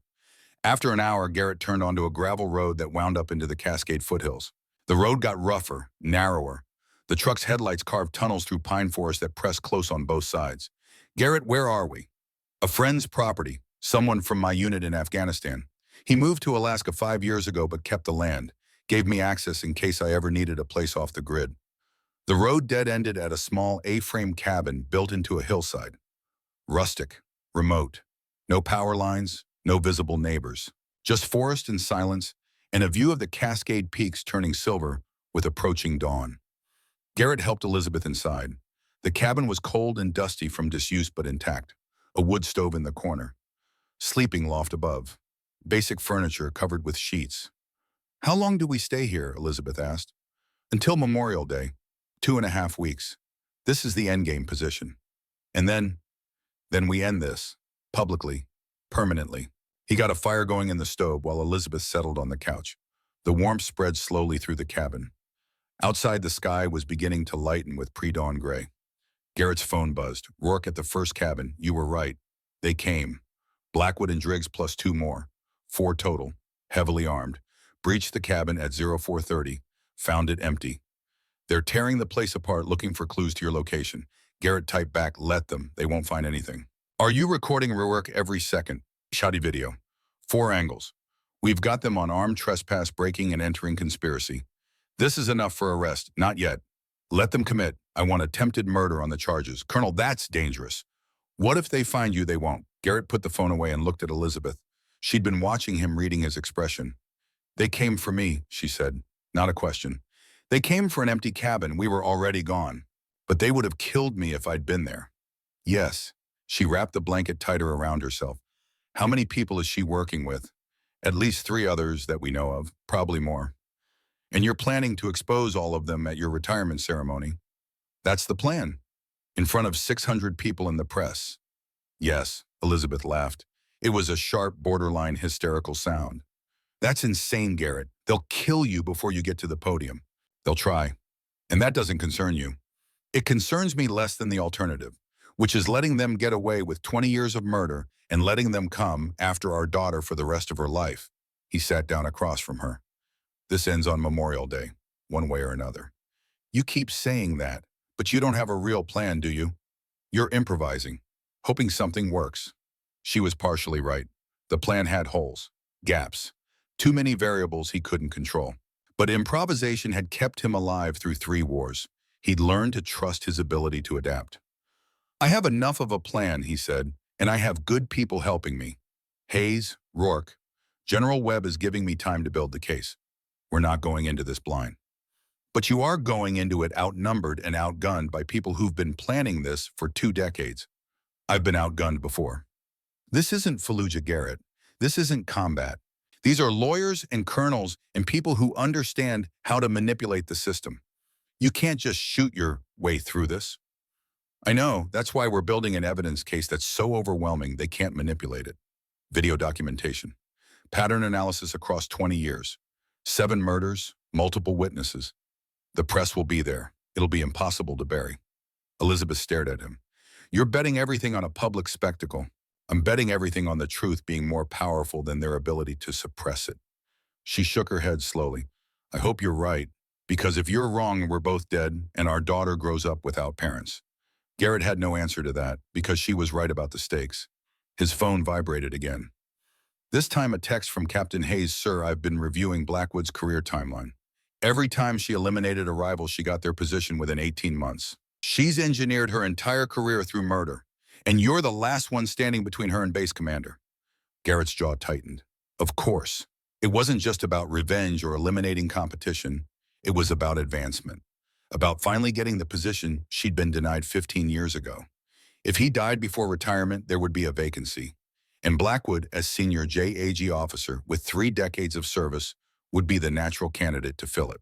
She'd finish her career as deputy base commander, maybe even base commander if she waited long enough.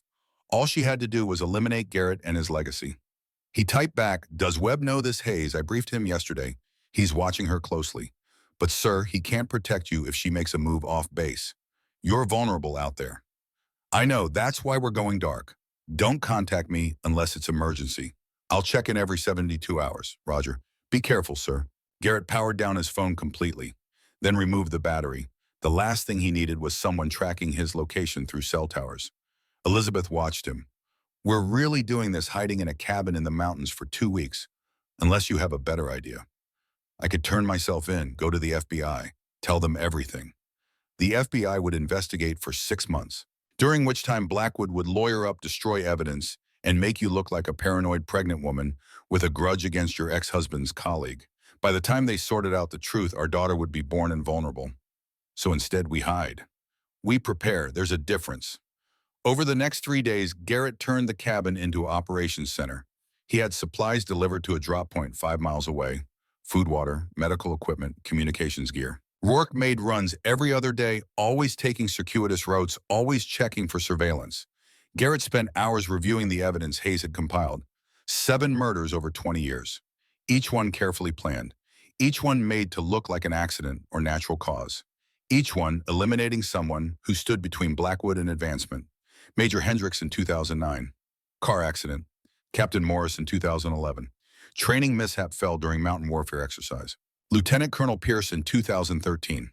Heart attack at age 42, later found to have been poisoned with small doses of digitalis over several months. Major Santos in 2015. House fire, faulty wiring, except the fire investigators' notes included suspicions that were never followed up. Colonel Davidson in 2017. Suicide by gunshot, except his wife insisted he wasn't suicidal and the weapon wasn't registered to him. Captain Reynolds in 2019. Drowning during a fishing trip despite being a strong swimmer. Commander Phillips in 2021. Another car accident, brake failure on a mountain road. 7 officers, 7 families destroyed. And Blackwood had investigated every single case, had closed. Every investigation had walked away clean every time. The pattern was undeniable. The evidence was compelling. But would it be enough? On day 6 in the mountain cabin, Elizabeth went into early labor. It was 0340 hours. Garrett woke to her crying out in pain. Found her on the floor of the sleeping loft, gripping her belly, face pale with fear. "Something's wrong," she gasped. "It's too early. She's not due for 6 more weeks." Garrett's training kicked in. Assess, stabilize, act. He checked her pulse, fast but steady. Checked for bleeding, none visible. Timed the contractions 7 minutes apart. "We need to get you to a hospital," he said. "We can't. If we go to a hospital, they'll find us. If we don't go to a hospital, you could die. Both of you." Elizabeth gripped his hands so hard her nails drew blood. "I'm not losing her, Garrett. Not after everything." He called Rourke, explained the situation. "I can have a medic there in 90 minutes, Rourke said. "Former combat medic, delivered babies in field conditions in Iraq. She's solid. Get her here, fast." The medic arrived at 0512 hours. A woman in her 50s named Sarah Cortez, retired Army, 20 years of emergency medicine experience. She examined Elizabeth with quick efficiency. "False labor," Cortez announced. "Braxton Hicks contractions intensified by stress. The baby's fine, but Dr. Ashford needs rest, hydration, and to stop living in survival mode, or this could turn into real preterm labor." "How long does she have?" Garrett asked.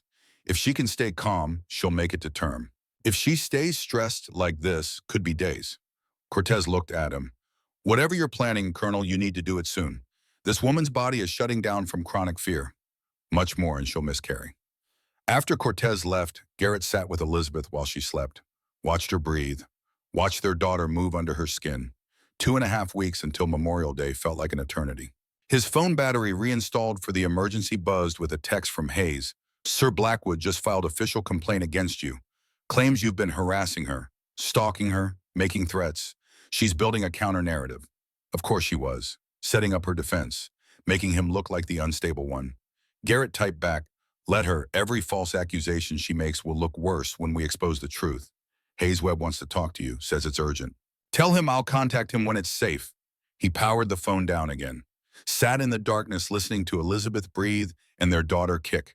Somewhere out there, Blackwood was preparing her endgame, building her alibi, positioning her pieces. But she'd made one critical mistake. She'd assumed Garrett would fight by the rules, would respect the chain of command, would prioritize his career over everything else. She'd assumed wrong. Because the man sitting in this cabin, watching over his pregnant ex-wife, wasn't Deputy Base Commander Colonel Garrett Thorne anymore. He was just a father preparing to go to war. And fathers fighting for their children didn't follow rules. They won. The morning of May 20th arrived with fog so thick Garrett could barely see the tree line from the cabin porch. 1 week until Memorial Day. 1 week until everything ended one way or another. Inside, Elizabeth sat at the small table reviewing medical supplies. 7.5 months pregnant, now moving with the careful deliberation of someone carrying precious cargo. Their daughter had been active all night, kicking, rolling, making her presence known with the insistence of someone demanding to be born on her own schedule, not anyone else's. She's going to be stubborn, Elizabeth said, one hand on her belly, just like her father. Garrett looked up from the laptop where he'd been reviewing Hayes's final evidence compilation. Or just like her mother. You're the one who hid a pregnancy for 5 months and filed for divorce to protect her. Fair point. Elizabeth shifted in her chair, wincing slightly. How's the case looking? Solid.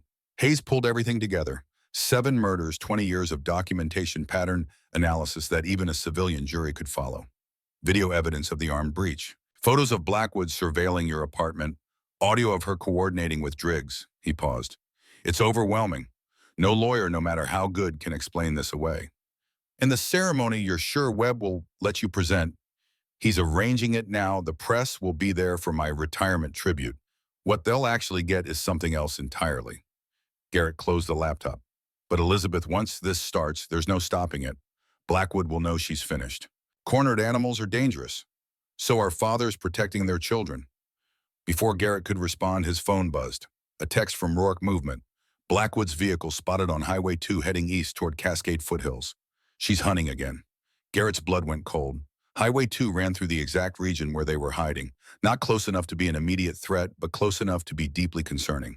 He typed back, how did she narrow the search area?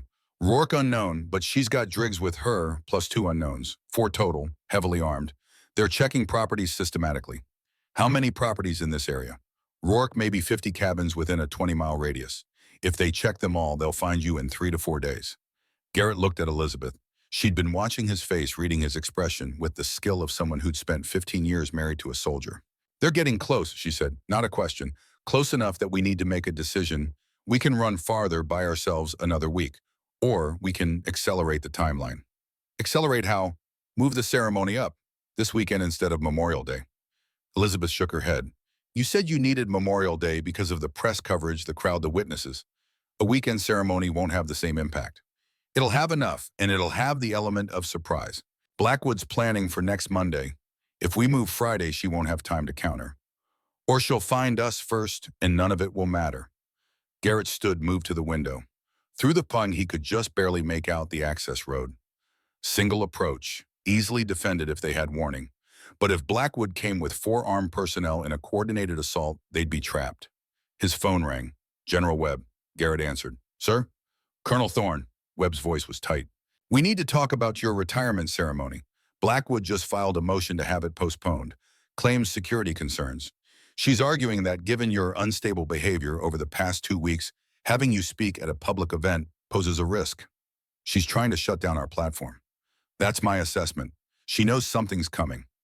I can fight the motion, but it'll take time. Maybe a week. Which means Memorial Day is our window. If we don't expose her, then she'll keep filing delays until she finds Elizabeth and eliminates the threat permanently. Silence on the line. Then, yes.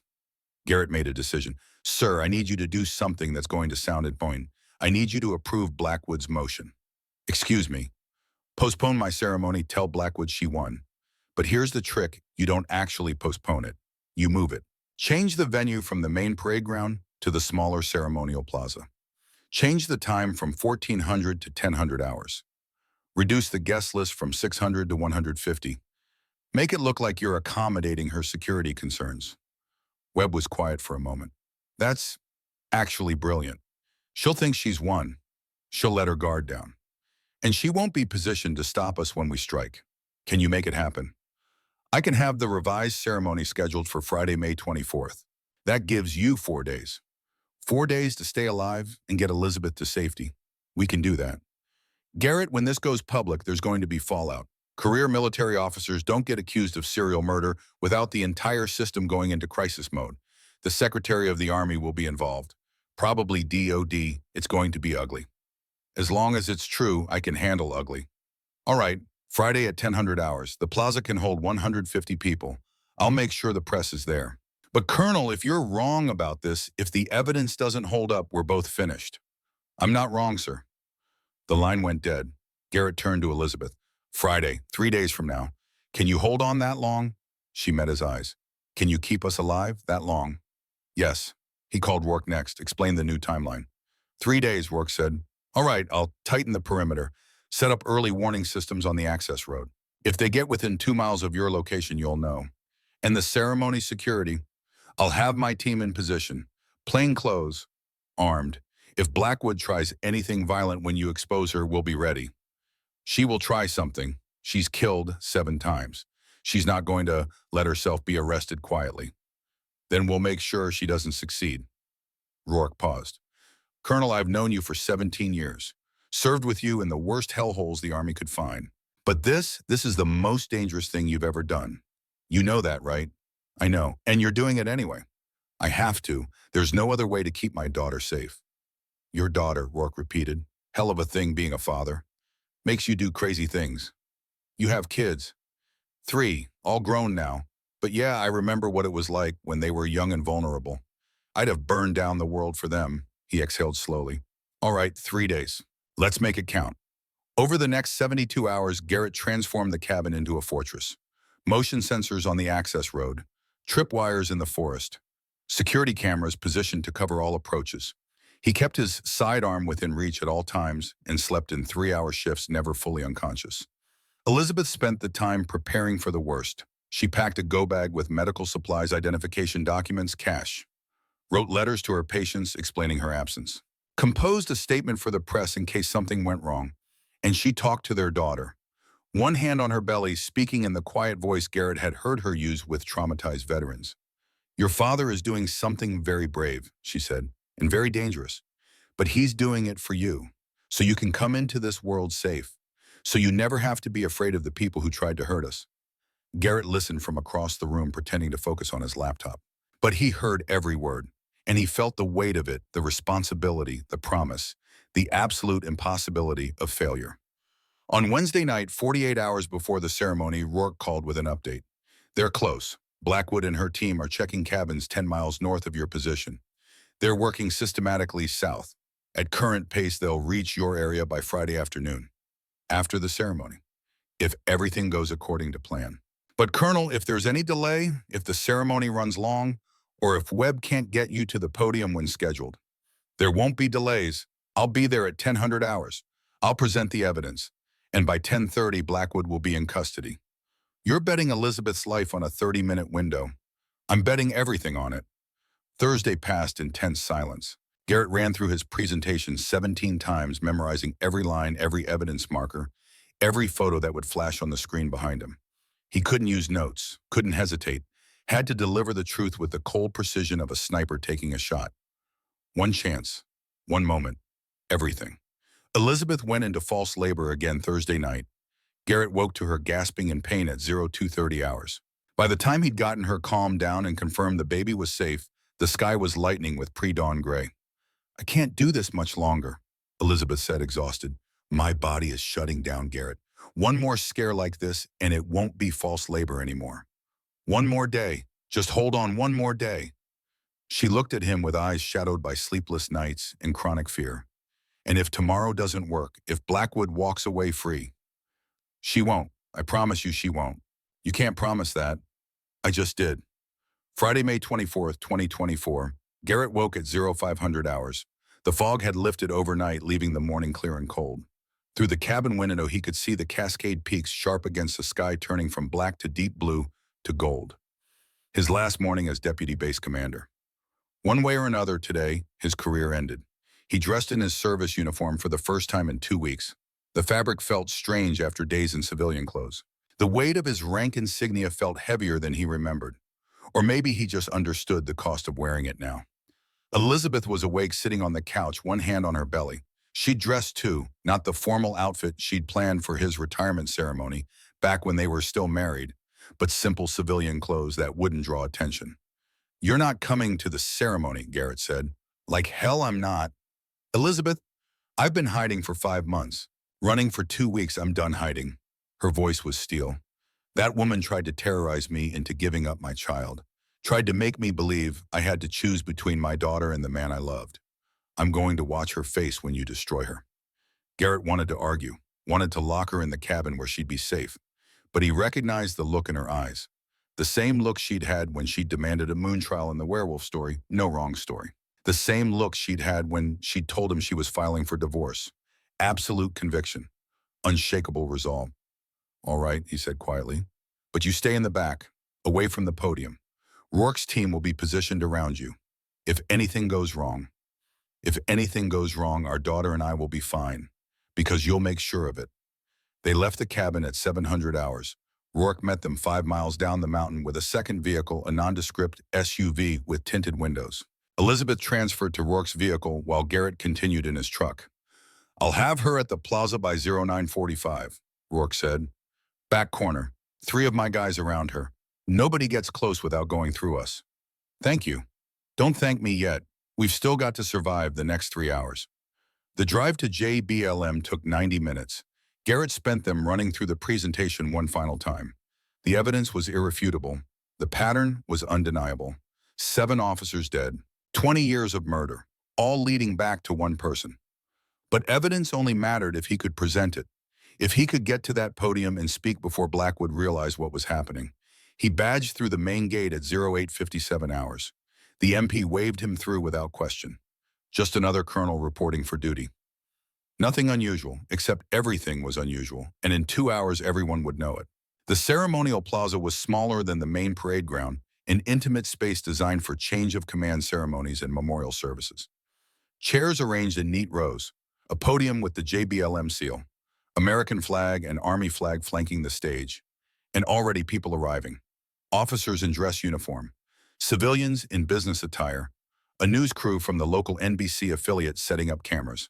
Garrett parked and walked toward the plaza. His heart rate was steady, his hands were calm. The same pre-combat focus that had carried him through firefights in Fallujah and ambushes in Helmand. Assess, execute, survive. Captain Hayes met him at the edge of the plaza carrying a leather briefcase. "Everything's ready, sir. The evidence files are loaded on the presentation laptop. General Webb will introduce you at exactly 1,000 hours. You'll have the podium for as long as you need." "Where's Blackwood?" "Front row left side. She arrived early. Wanted a good seat for your retirement tribute." Hayes' expression was grim. "She thinks she's won. She thinks she shut you down by getting the ceremony changed." "Good. Let her think that right up until the moment she realizes she's finished." Hayes handed him the briefcase. "Sir, whatever happens today, I want you to know it's been an honor serving with you." "The honor's mine, Captain. And when this is over, the Army's going to need good lawyers like you to clean up the mess. Don't let them bury it." "I won't." Garrett moved toward the staging area behind the podium. Through gaps in the crowd, he could see Blackwood. She sat in the front row, perfectly postured, wearing her dress uniform with full ribbons and decorations. 30 years of service, 30 years of deception. And she was smiling. At 0945, Rourke texted, "Subject in position. Back row east corner, all secure." Garrett glanced toward the back. Couldn't see Elizabeth through the crowd, but knowing she was there settled something in his chest. Whatever happened in the next hour, she would see it. Would witness Blackwood's exposure. Would know that justice, however delayed, eventually arrived. At 0955, General Webb appeared at his elbow. "Last chance to back out," Webb said quietly. "Once you start this, there's no stopping it." "I don't want to stop it. You understand the fallout. CID will investigate. DO will investigate. The press will tear apart your service record looking for anything questionable. Your marriage, your divorce, every decision you've made for 34 years will be scrutinized. Let them look. I've got nothing to hide." Webb studied his face. "You're really going to do this?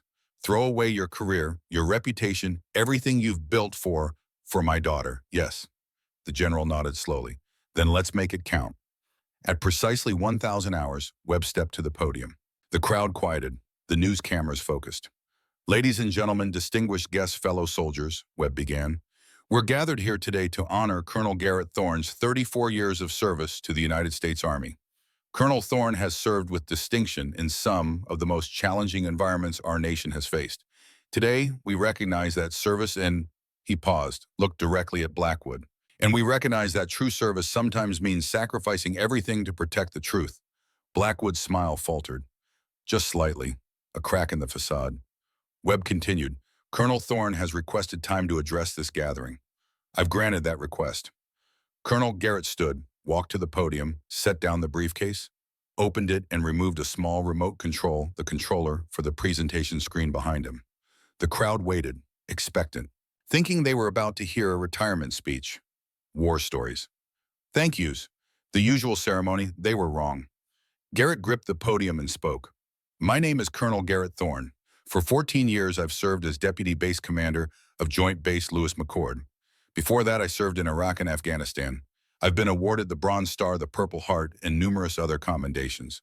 The Army has been my life for 34 years. He paused. Let that settle. Then, 18 days ago, I received a photograph of my pregnant ex-wife with a death threat attached. That threat led me to investigate a pattern of harassment and murder spanning 20 years. What I discovered is going to shake this institution to its foundation. The crowd shifted. Confused murmurs. Blackwood sat perfectly still, but her hands had gripped the armrests of her chair. Garrett pressed the remote. The screen behind him lit up with a photograph, the first threatening letter Elizabeth had received. January 14th, 2024. Dr. Elizabeth Ashford, a civilian psychologist, and my wife at the time, received this letter. Cut out words from magazines. Untraceable. Threatening consequences if she didn't fix her mistake. Click. Another image. The second letter. February 3rd. This letter explicitly told her to divorce me, to sever our connection, for the protection of the child she was carrying. Click. Third letter. March 12th. Now the threat is explicit. The child is the real problem. Blood carries legacy. Blackwood stood. General Webb, I object to this. Sit down, Colonel, Webb said. His voice carried command authority. You'll have your chance to respond. Blackwood sat, but her jaw was clenched, her composure cracking. Garrett continued. Dr. Ashford reported these threats to the military police in March. Her case was dismissed as unfounded. The investigating officer. He clicked to a new image. Security footage of Blackwood entering the MP building. Was Colonel Diana Blackwood, staff judge advocate. Gasps from the crowd. The news cameras swiveled toward Blackwood. Colonel Blackwood told Dr. Ashford that without physical evidence, nothing could be done, that the stress of divorce was likely making her paranoid, that she should focus on her mental health. Click. New image. Blackwood's vehicle at Elizabeth's apartment building, timestamped 0423 hours. But Colonel Blackwood wasn't investigating the threats. She was making them. This is her personal vehicle photographed surveilling Dr. Ashford's residence at 4:23 a.m. on May 8th.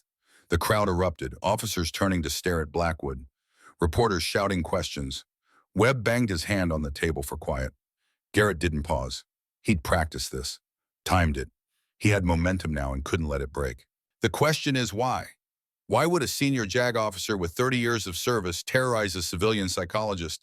The answer goes back 15 years, to 2009, when Colonel Blackwood Budd and I both competed for the position of Deputy Base Commander. Click. Personnel records. 2 promotion files side by side. I was selected, she wasn't, and for 15 years she's been systematically eliminating anyone who stood in her way. Click. 7 photographs. 7 officers. Major David Hendricks, 2009, car accident. Captain Morris, 2011, training mishap. Lieutenant Colonel Pierce, 2013, heart attack. Major Santos, 2015, house fire. Colonel Davidson, 2017, suicide. Captain Reynolds, 2019, drowning. Commander Phillips, 2021, car accident. He let the images sit on the screen. 7 faces, 7 families destroyed. 7 officers, 7 deaths ruled accidental or natural. But here's the pattern: all 7 competed with Colonel Blackwood for positions. All 7 died within 6 months of receiving anonymous threatening letters. And all 7 cases were investigated by the same JAG officer. Click. Blackwood's name appearing on every case file. Colonel Diana Blackwood. The plaza had gone completely silent. Even the reporters had stopped shouting. Just the sound of wind in the trees and the distant traffic from I-5. Blackwood stood again. This time she didn't wait for permission. "This is slander," she said. Her voice was controlled, but there was an edge to it. Desperation bleeding through the professional facade. Colonel Thorne is clearly suffering from some kind of breakdown. His ex-wife filed for divorce because of his instability. "He's been harassing me for weeks. I've documented everything. This is a paranoid conspiracy theory from a man who can't accept that his marriage failed." Garrett met her eyes across the plaza. "Then explain this." Click. Video footage. High definition. Night vision. Timestamp. May 15th, 0430 hours. The crowd watched as four figures clearly visible, clearly armed, approached a cabin. Watched as they breached the door. Watched as Colonel Blackwood and Provost Marshal Driggs led the assault on what they believed was Elizabeth's location. This is Colonel Blackwood and Colonel Driggs conducting an armed assault on a civilian residence where they believed Dr. Ashford was hiding. The assault was captured by security cameras. The cabin was empty. Dr. Ashford had been moved to a secure location, but their intent is clear. The video kept playing, Blackwood and Driggs tearing through the cabin, looking for Elizabeth, looking for any sign of where she'd gone. Blackwood's face had gone pale. That's not, it's time-stamped, it's authenticated, and it's irrefutable. Garrett's voice was cold as January steel. "You spent 20 years murdering your competition. You terrorized my ex-wife. You tried to force her to abort our daughter. You assembled a team to hunt her down and eliminate her. And you did it all because 15 years ago you lost a promotion. You can't prove any of this." Blackwood's composure shattered completely. "It's circumstantial and pattern analysis isn't evidence." "You're right. Pattern analysis alone isn't enough. But pattern analysis plus video evidence plus forensic review of the 7 death cases plus testimony from witnesses." He gestured to the crowd. "Rush plus your own actions over the past 3 weeks. That's not circumstantial. That's a case." Webb stood. "Colonel Blackwood, you're hereby placed under arrest pending court-martial. Charges include stalking conspiracy to commit murder, 7 counts of murder in commission of career advancement in violation of the Uniform Code of Military Justice articles." Blackwood moved. Fast. Trained. She'd been a soldier for 30 years. She knew how to fight. Her hand went to her belt. Not for a weapon, they'd all gone through the security, but for something else. A small device. A dead man's switch. "Nobody moves," she said quietly. "Or the evidence disappears. All of it. Every file, every video, every piece of documentation Captain Hayes compiled. I've had a virus ready to deploy for weeks. All I have to do is press this button." Garrett didn't move, but his mind raced. If she destroyed the evidence, they had nothing but testimony. And testimony could be fought, could be dismissed. "You're bluffing," he said. You think I spent 20 years building my career without a failsafe, without a way to protect myself if things went wrong?" Her thumb hovered over the button. "Here's what's going to happen. I'm going to walk out of here. You're not going to stop me, and in 6 hours I'll be in a country without an extradition treaty. You'll never see me again. And without evidence, you can't prove anything." "Except we have copies," Captain Hayes said. He stood from his seat in the 3rd row. "Multiple copies, on multiple servers, in multiple formats, physical and digital. Your virus might destroy one set, but you can't destroy them all." Blackwood's hand shook slightly. "You're lying. Test me." For 3 seconds, nobody breathed. Then Blackwood pressed the button. Nothing happened. Hayes smiled. "We disabled your virus Wednesday, traced it through your office computer, removed it from the system. But we left the trigger active so you'd think it still worked, so you'd try to use it and confirm your guilt in front of 150 witnesses and 3 news cameras." Blackwood stared at the device, at the button she'd just pressed, at the trap she'd just walked into. "No," she whispered. "No, this isn't MPs," Webb commanded. "Take her into custody." 4 military police officers moved forward, but Blackwood wasn't done. She lunged toward the crowd, toward the back, toward where Elizabeth sat. One final attempt. If she couldn't destroy the evidence, she'd eliminate the witness. But Rourke was faster. The retired sergeant major stepped into her path, one arm extended. Blackwood ran directly into a clothesline that dropped her flat on her back. Before she could rise, Rourke had her in an arm lock. "I don't think so, ma'am," he said calmly. "You're done." The MPS secured her, read her rights, led her away in flex cuffs while news cameras captured every moment. Colonel Driggs tried to run, made it 15 feet before two more MPS tackled him. Within 3 minutes, all four members of Blackwood's conspiracy were in custody. The plaza erupted in chaos, reporters shouting questions, officers demanding explanations, Webb trying to restore order. But Garrett wasn't paying attention to any of it. He was looking at the back of the plaza, at Elizabeth. She stood there, both hands on her belly, tears streaming down her face. Not tears of fear, tears of relief. It was over. He walked toward her. The crowd parted. When he reached her, she collapsed into his arms. "You did it," she whispered. "You actually did it. We did it. You survived long enough for the truth to matter." Is she really going to pay for what she did? Every day for the rest of her life. Elizabeth pulled back slightly, looked up at him. "Garrett, she gasped. Her hand went to her belly. Her eyes went wide. "What's wrong?" I think another gasp. "I think my water just broke." The drive to Madigan Army Medical Center took 7 minutes. Garrett broke every speed limit and ran 2 red lights. Rourke followed in his vehicle, clearing traffic with a siren he definitely wasn't authorized to use. Elizabeth's contractions were 3 minutes apart by the time they reached the emergency entrance. "It's too early," she kept saying. "She's not due for 6 more weeks. Garrett, it's too early." "She's coming anyway. Our daughter doesn't care about due dates." The ER staff took one look at Elizabeth and rushed her to labor and delivery. Garrett tried to follow, but a nurse stopped him. "Sir, you need to register her first. Insurance, medical history, consent forms. I'm a colonel. This is a military hospital. She's the mother of my child. If you think paperwork is more important than getting her into delivery right now, you're making a serious mistake." The nurse took one look at his face and decided not to argue. "Follow me." They got Elizabeth into a delivery room at 11:47 hours. The obstetrician, a calm major named Dr. Sims, who'd probably delivered hundreds of babies, examined her quickly. 7 centimeters dilated, baby's in position, heart rate looks good. "We're having this baby today, Dr. Ashford, but she's premature. 33 weeks is early but viable. We have NICU standing by if needed. But honestly, from what I'm seeing, your daughter looks strong." She just decided she was done waiting. The next 4 hours were the longest of Garrett's life. Longer than waiting for medevac in Fallujah. Longer than the 12-hour patrol through Helmand province, when every shadow could have been an ambush. Elizabeth was in pain, exhausted, terrified.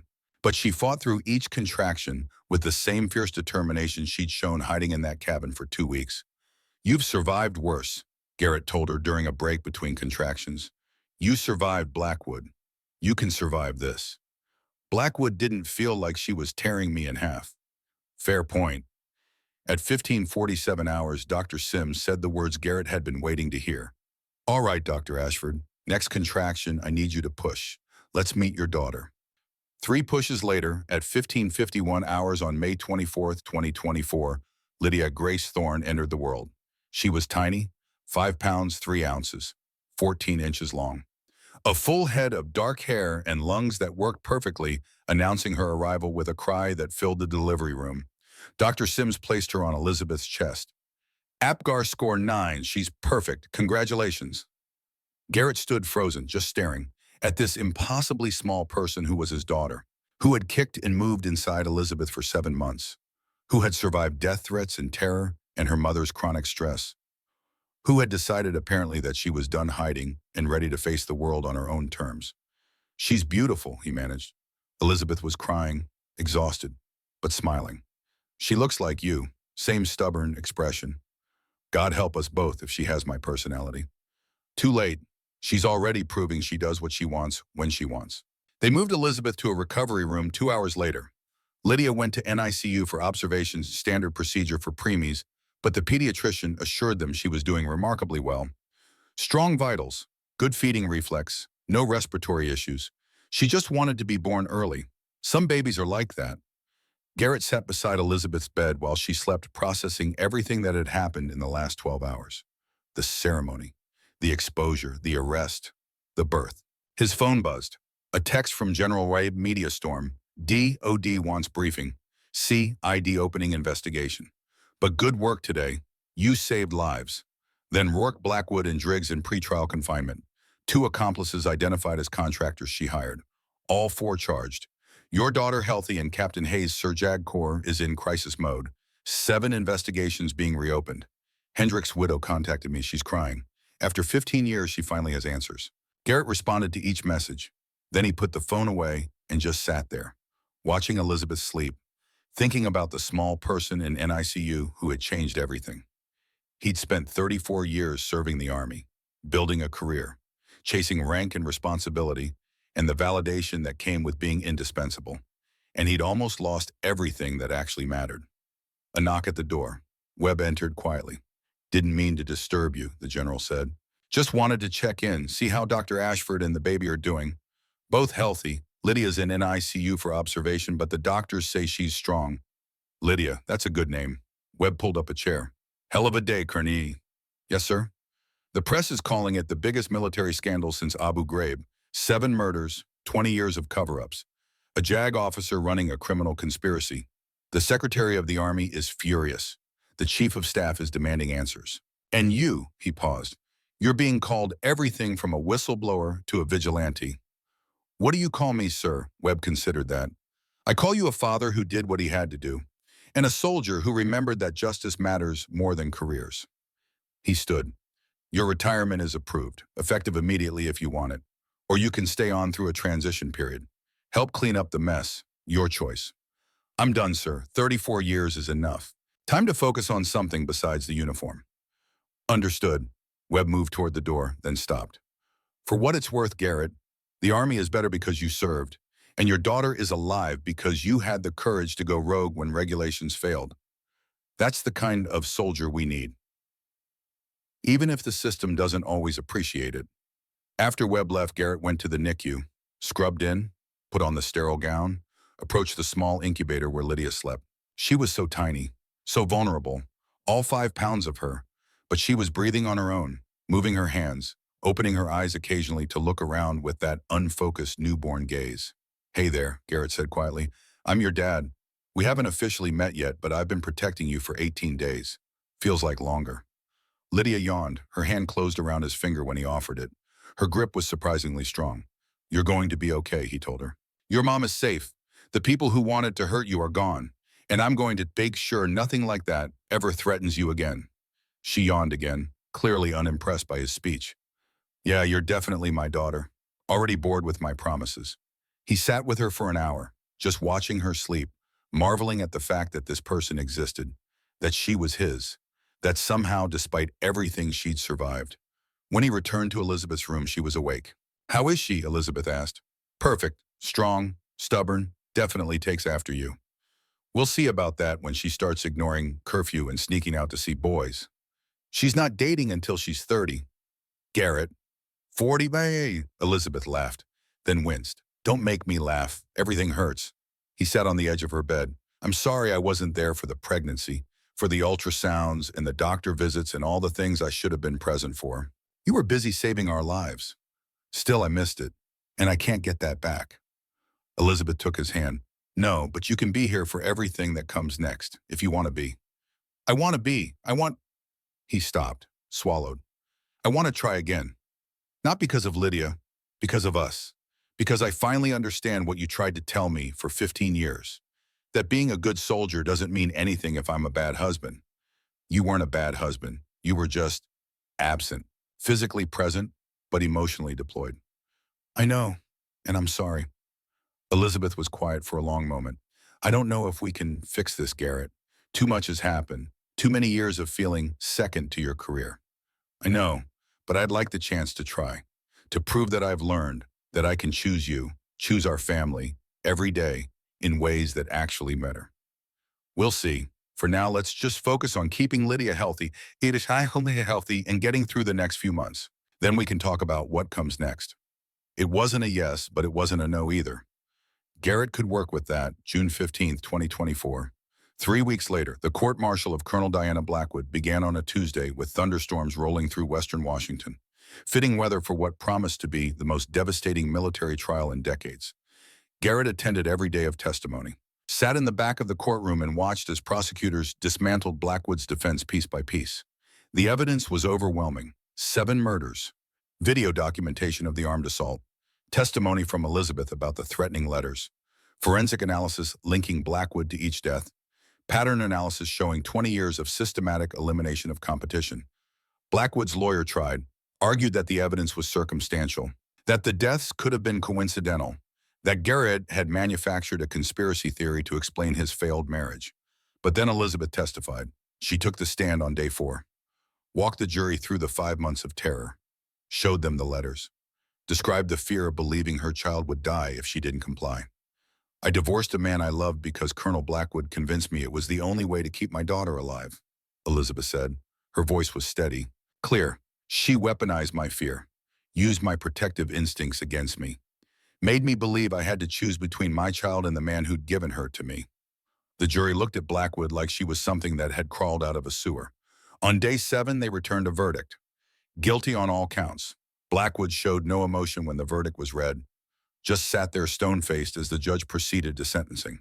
Colonel Diana Blackwood, you have been found guilty of 7 counts of premeditated murder, conspiracy to commit murder-stalking assault, and conduct unbecoming an officer. The court sentences you to life imprisonment without possibility of parole. You will be dishonorably discharged from the United States Army. All pay benefits and honors are hereby forfeit. The gavel came down. Blackwood was led away in shackles. She didn't look at Garrett, didn't look at Elizabeth, just stared straight ahead as MPPAS escorted her out of the courtroom.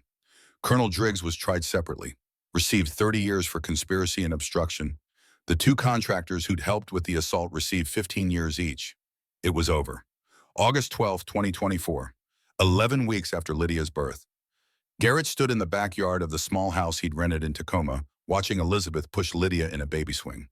The infant was bigger now, 8 pounds healthy, thriving. She'd come home from NICU after 3 weeks and hadn't stopped demanding attention since. She likes the swing, Elizabeth called, or she's screaming because she hates it. I can't always tell. She's definitely your daughter. Strong opinions about everything. Elizabeth walked over Lydia in her arms. The baby was awake, looking around with eyes that were starting to focus better, taking in the world with what Garrett swore was a judgmental expression. Your father is staring at you again, Elizabeth told Lydia. He does that a lot. It's creepy, but also kind of sweet. I'm not staring, I'm observing. You're definitely staring. Lydia made a noise. Not quite a cry, not quite a coo, just a statement that she was present and wanted everyone to know it. She's going to be loud, Garrett observed, opinionated and loud. Like her parents. They stood in comfortable silence for a moment. The kind of silence that came from 2 people who'd been through hell together and survived. I've been thinking, Elizabeth said carefully, about what you said in the hospital, about trying again. Garrett's heart rate picked up. And I think we should, but slowly. We're not getting remarried tomorrow. We're not moving in together next week. We're going to date, like normal people, have conversations, go to therapy, figure out if we can actually fix what broke. I can do that. And you're going to have to prove you mean it. Not with grand gestures, with daily choices, with showing up when it's boring and inconvenient and not dramatic at all. I understand. Elizabeth shifted Lydia to her other arm. Garrett, I need you to know something. I love you. I've always loved you. But love isn't enough. I need a partner, not a soldier. I need someone who's present for the mundane parts of life, not just the crises. I'm learning that. He paused. It's been strange not having a mission, not having briefings and schedules and orders. I wake up every day and the first thing I think is, what's my duty today? And the answer is, whatever your family needs. That's a good answer. It's taking some getting used to. Lydia started fussing. Elizabeth checked her watch. Feeding time. I'll take her inside. Let me. You sure you haven't done a bottle feeding solo yet? Then it's time I learned. Elizabeth handed him Lydia, carefully supporting her head the way the NICU nurses had taught them. Garrett held his daughter and felt that same surge of fierce protectiveness he'd felt the first time. All right, kid, he said. Let's figure this out together. He carried her inside, got the bottle prepared, the right temperature, the right formula, all the steps he'd watched Elizabeth do 100 times. Settled into the rocking chair, positioned Lydia correctly. She latched onto the bottle immediately and started eating with single-minded determination. That's my girl, Garrett said quietly. When you want something, you go for it. No hesitation. Lydia's eyes were half closed, focused entirely on the bottle, on getting what she needed. Garrett rocked slowly, The house was quiet except for the sound of Lydia eating and the distant hum of traffic. No gunfire, no explosions, no radio chatter calling for medevac. Just peace. He'd fought 3 wars, survived Fallujah and Helmand and a dozen other places that should have killed him. He'd worn the uniform for 34 years and given everything he had to the mission. But sitting in this chair, feeding his daughter, watching her eyes drift closed as she finished her bottle, this felt more important than any medal or commendation or promotion he'd ever received. This was what he'd been fighting for all along. He'd just been too focused on the fight to realize it. Elizabeth appeared in the doorway. "How's it going?" "She's a natural, ate the whole bottle. She's her father's daughter, knows what she wants and takes it." Garrett smiled. "I'm okay with that."